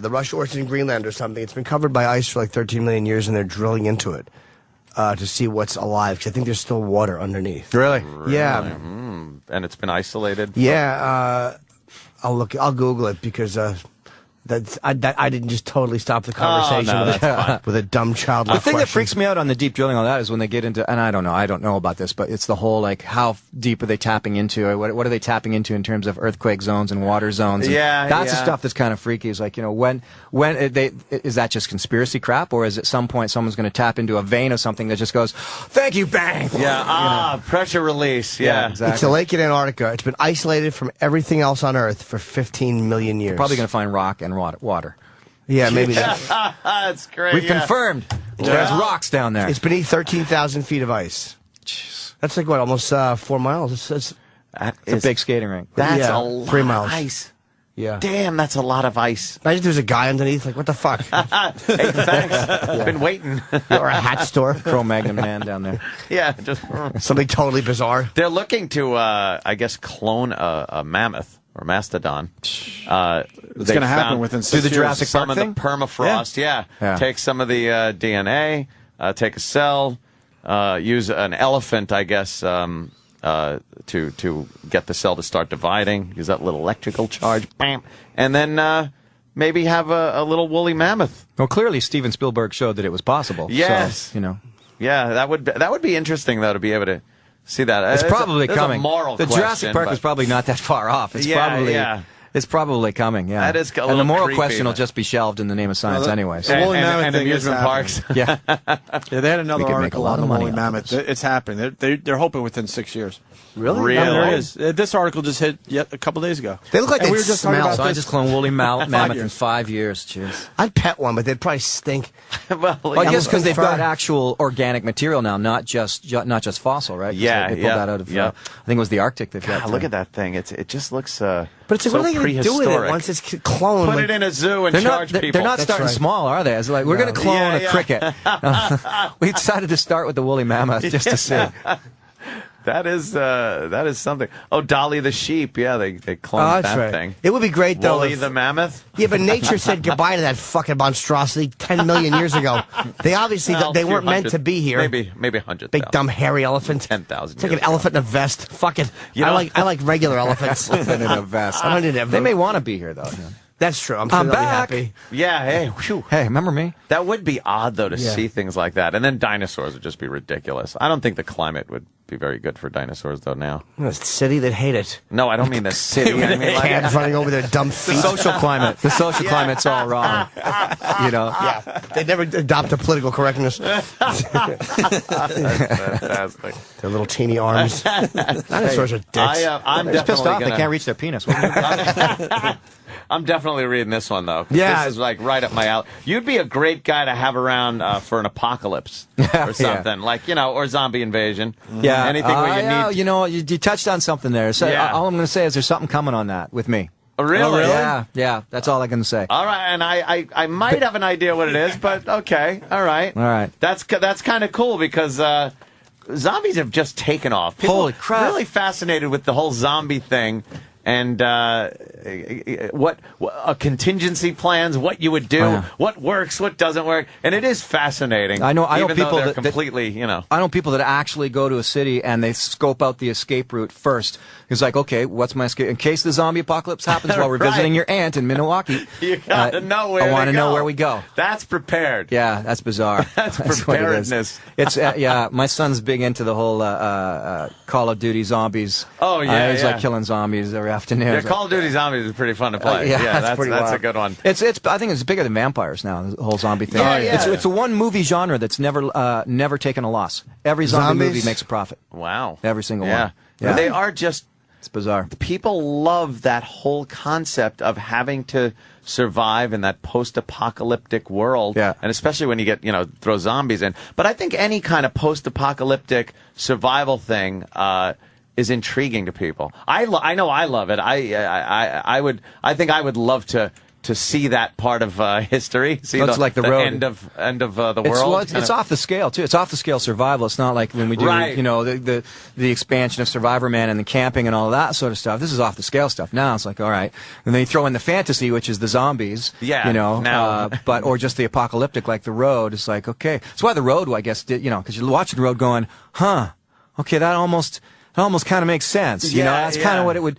Hey, that's kind of what it'd be like, There's no zombies. It's just but there's horrid people that would do you harm with no laws, no consequences. Cannibalism. Is The Road good? Yeah, I liked The Road. The book? I read the book. I liked the book. That was about a guy and his son who survived the apocalypse. Yeah. Right? I should read that because I've heard it. It's the book. bestseller. I never saw the movie. Who's in the movie? Morkinson. Vigo. I think our boy Michael K. Williams has a role in that too, right? Is that does the one he? he's in? I don't know. Does he? I think so. Omar. Guy and his son. I hope they match the father and son up right. That'd be terrible. Help me out with that. Hey, got a good question coming in from Rick in D.C. We got Les Stroud in studio, Survivorman, who's got a new book, Will to Live, Dispatches from the Edge of Survival. There you go. Rick, what's up? Hey, Jimmy doesn't like milk. He hates milk, but I wanted to know from Les, what's the weirdest milk he's ever drank, and did he drink it directly from the tap? That's a good question. Weirdest milk. Weirdest milk. Man, just bad milk, but not on Survivorman. It was a hunting situation, and moose milk. Yeah, and blood. That's got to be gamey. Yeah, this blood and moose milk. Well, it's I think isn't milk kind of like blood with just the white platelets or something? I don't know. I'm talking Jesus. Is that what milk is? Isn't it? I think I checked. I don't know. You'd have to Google that. I think that's the deal there. But like Jimmy, I'm not. Here we got the dairy board after me. I'm not a fan of milk at all. My kids haven't drank milk ever. No, I haven't had it in years. I would love to do the. Yeah, no, I think the whole. The milk board's going to hate me. They're saying no, it's not that calcium thing, and no, is milk blood without the hemoglobin? They're saying no. No, it's not. It's got the same pH resemblance. I just know I don't drink milk. I don't either. No, it makes your breath stink. With that, we definitely got to get Les out. I'm hearing you got phone calls and stuff. Oh, okay. We don't want to. Yeah, I'm frightfully busy. Got to go, man. Very busy man. Book looks great. Thank you. Loving all the pictures, and God, love having you on the show too. Thanks, Les. Yeah, Les is a good guy. We look forward to your next that. project. Very exciting. Thanks, guys. All right, Les Stroud, everyone. The book's called Will to Live. Check it out. Sirius XM, The Virus. Get in touch with the Opie and Anthony Show. 866-969-1969. Cell phone and PDA users, send your feedback to feedback@opieandanthony.com. You're listening to Opie and Anthony.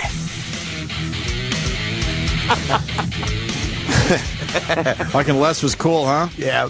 Like him. He's all right. Opie and Anthony, yeah. Ann had a very funny line. We're just in the break as we're coming back. What? I missed it. I said something about. We talked about. Opie said the guy. Hey man, he has a tattoo that means something. That's like a tribal tattoo. It's kind of cool. I got a tat, but I'm not a tattoo guy. But I would, yeah, man, that's the type of tattoo I would get in a second. And I said that would scare me because the hygiene. I'm like, they're not exactly. They don't disinfect. They have the hygiene of wild boars. And then Ann said, speaking of wild boars, we're on now. And then the music started. And it made me really laugh. We really do suck. Wild boars. They'll never be onto that. Dopes. Hey, should we do the news story about the kid and the pot? Yay. The kid and the pot. Oh, yeah, he smoked it. Or we got the video of the most polite armed robbery ever, which is going around. I would like to see that. Robbery. That's pretty funny, too. By the way, in Chicago, the ACLU is bitching about all these cameras that are up. And I bet you it's a bunch of white ACLU people who don't have to live in black neighborhoods and deal with the crime. I guarantee it's a bunch of people that don't have to deal with the crime. Yeah, I want to hear about the polite robbery, though. That's why more and more kids, youths, are walking around with the hoods up.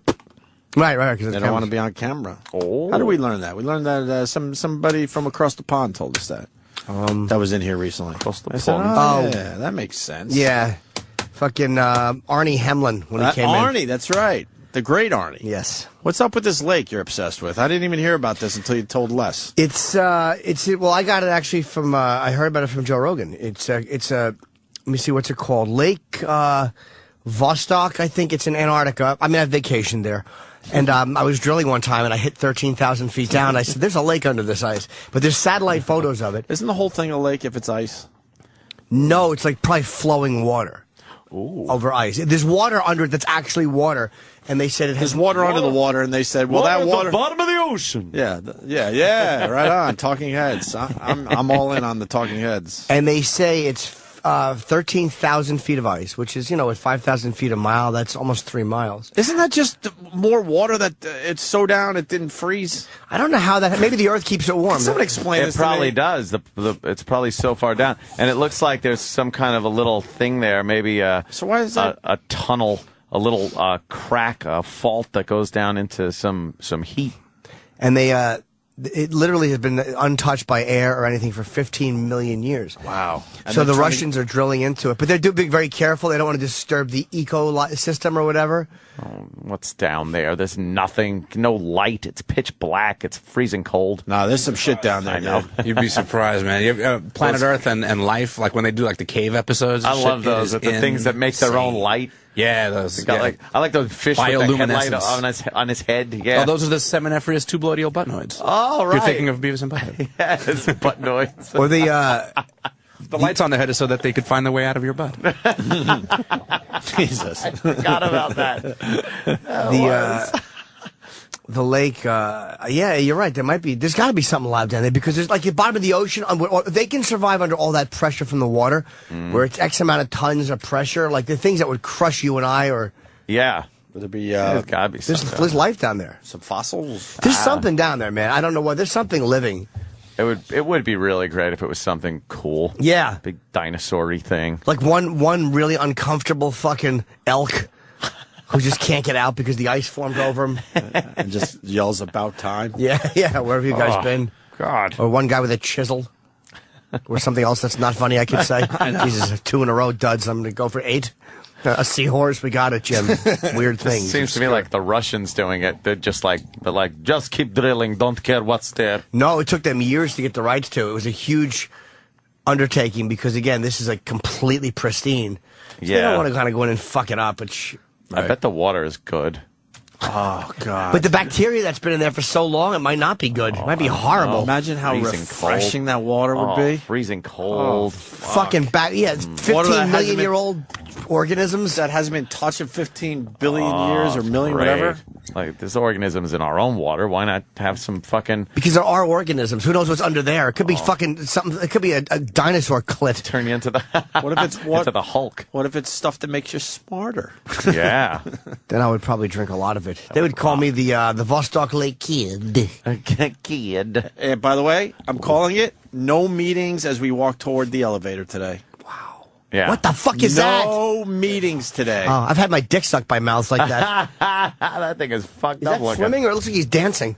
What is this? It's a fish. It's a fish that's got a light on its head. It's a monster. It's bioluminescent fish. Well, these things are so far down in the ocean. How far down? There's got to be lower. They're 40, 50 feet down. Perhaps. What are they, a mile down? I'd have to look. I think it might even be more. It's like the deepest, darkest looks like depths of the ocean. UFO. It's just cruising with these flashing light on its face. Do you know how mad people would be if the Russians said that they just wanted to nuke that lake for no reason? They wanted to use it as nuclear testing, Antarctica, and drop breadcrumbs in there just to feed the fish. You know how mad they'd be if they were dropping little pieces of balled up bread to feed the fish?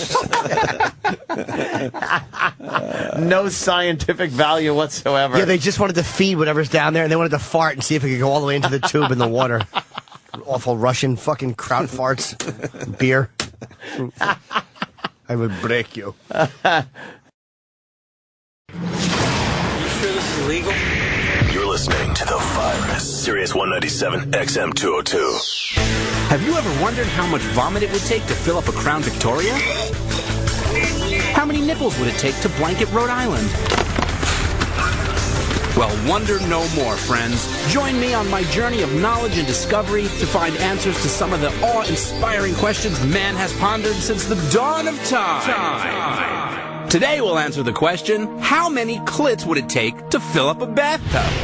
With the average adult clit measuring 46.25 cubic millimeters and 1 gallon equaling 3,785,412 cubic millimeters, that means there are 81,846 clits per gallon, or CPG. The average U.S. bathtub can hold 60 gallons. That brings us to a grand total of 4,910,760 clits to fill a bathtub. If you stack the average clit end to end, you would need 96.5 billion clits to get from the Earth to the moon. So get slicing, you tribesmen. You expect me to cut off all those clits myself? Stay tuned for another edition of How Much? This is the Virus, Sirius XM. On the next episode of American Fuckers, Mike and Frank travel the back roads of America looking for rusty gold. We are, man. We're in the mantiques. We're making rust hot. Me and Frankie are the rock stars of rust. They're looking for amazing antiques to fuck buried in people's garages and barns. What happens is you get in these barns and stuff, and anything that's transportation related. A 1913 Indian in a barn, a 1913 Harley in a barn. Yeah, it's hard to really get the boner on. Yeah, that's hard. You know what I mean? What most people see as junk, they try and stick their dicks into. The oil cans, gas pumps. Everything. Different heights, sizes, shapes, everything. 4 wheels, 2 wheels, memorabilia. Beer cans. That was smoking, man. I did high five them. I was like, dude, that was awesome. We can't just be a one-trick pony. I mean, we've got a lot of different things. All of a sudden, brass blade fans are hot. I love brass blade fans. I want to dry hump a brass blade fan. They're fucking the history of America one piece at a time. So nothing surprises us anymore, I don't think. Yeah. We're f***ing cool stuff. The cool thing about us is, we get excited about just about anything. We're just looking for stuff we have never before. Find out which forgotten relics will get fucked. Yeah, woo! All on the next episode of American Fuckers.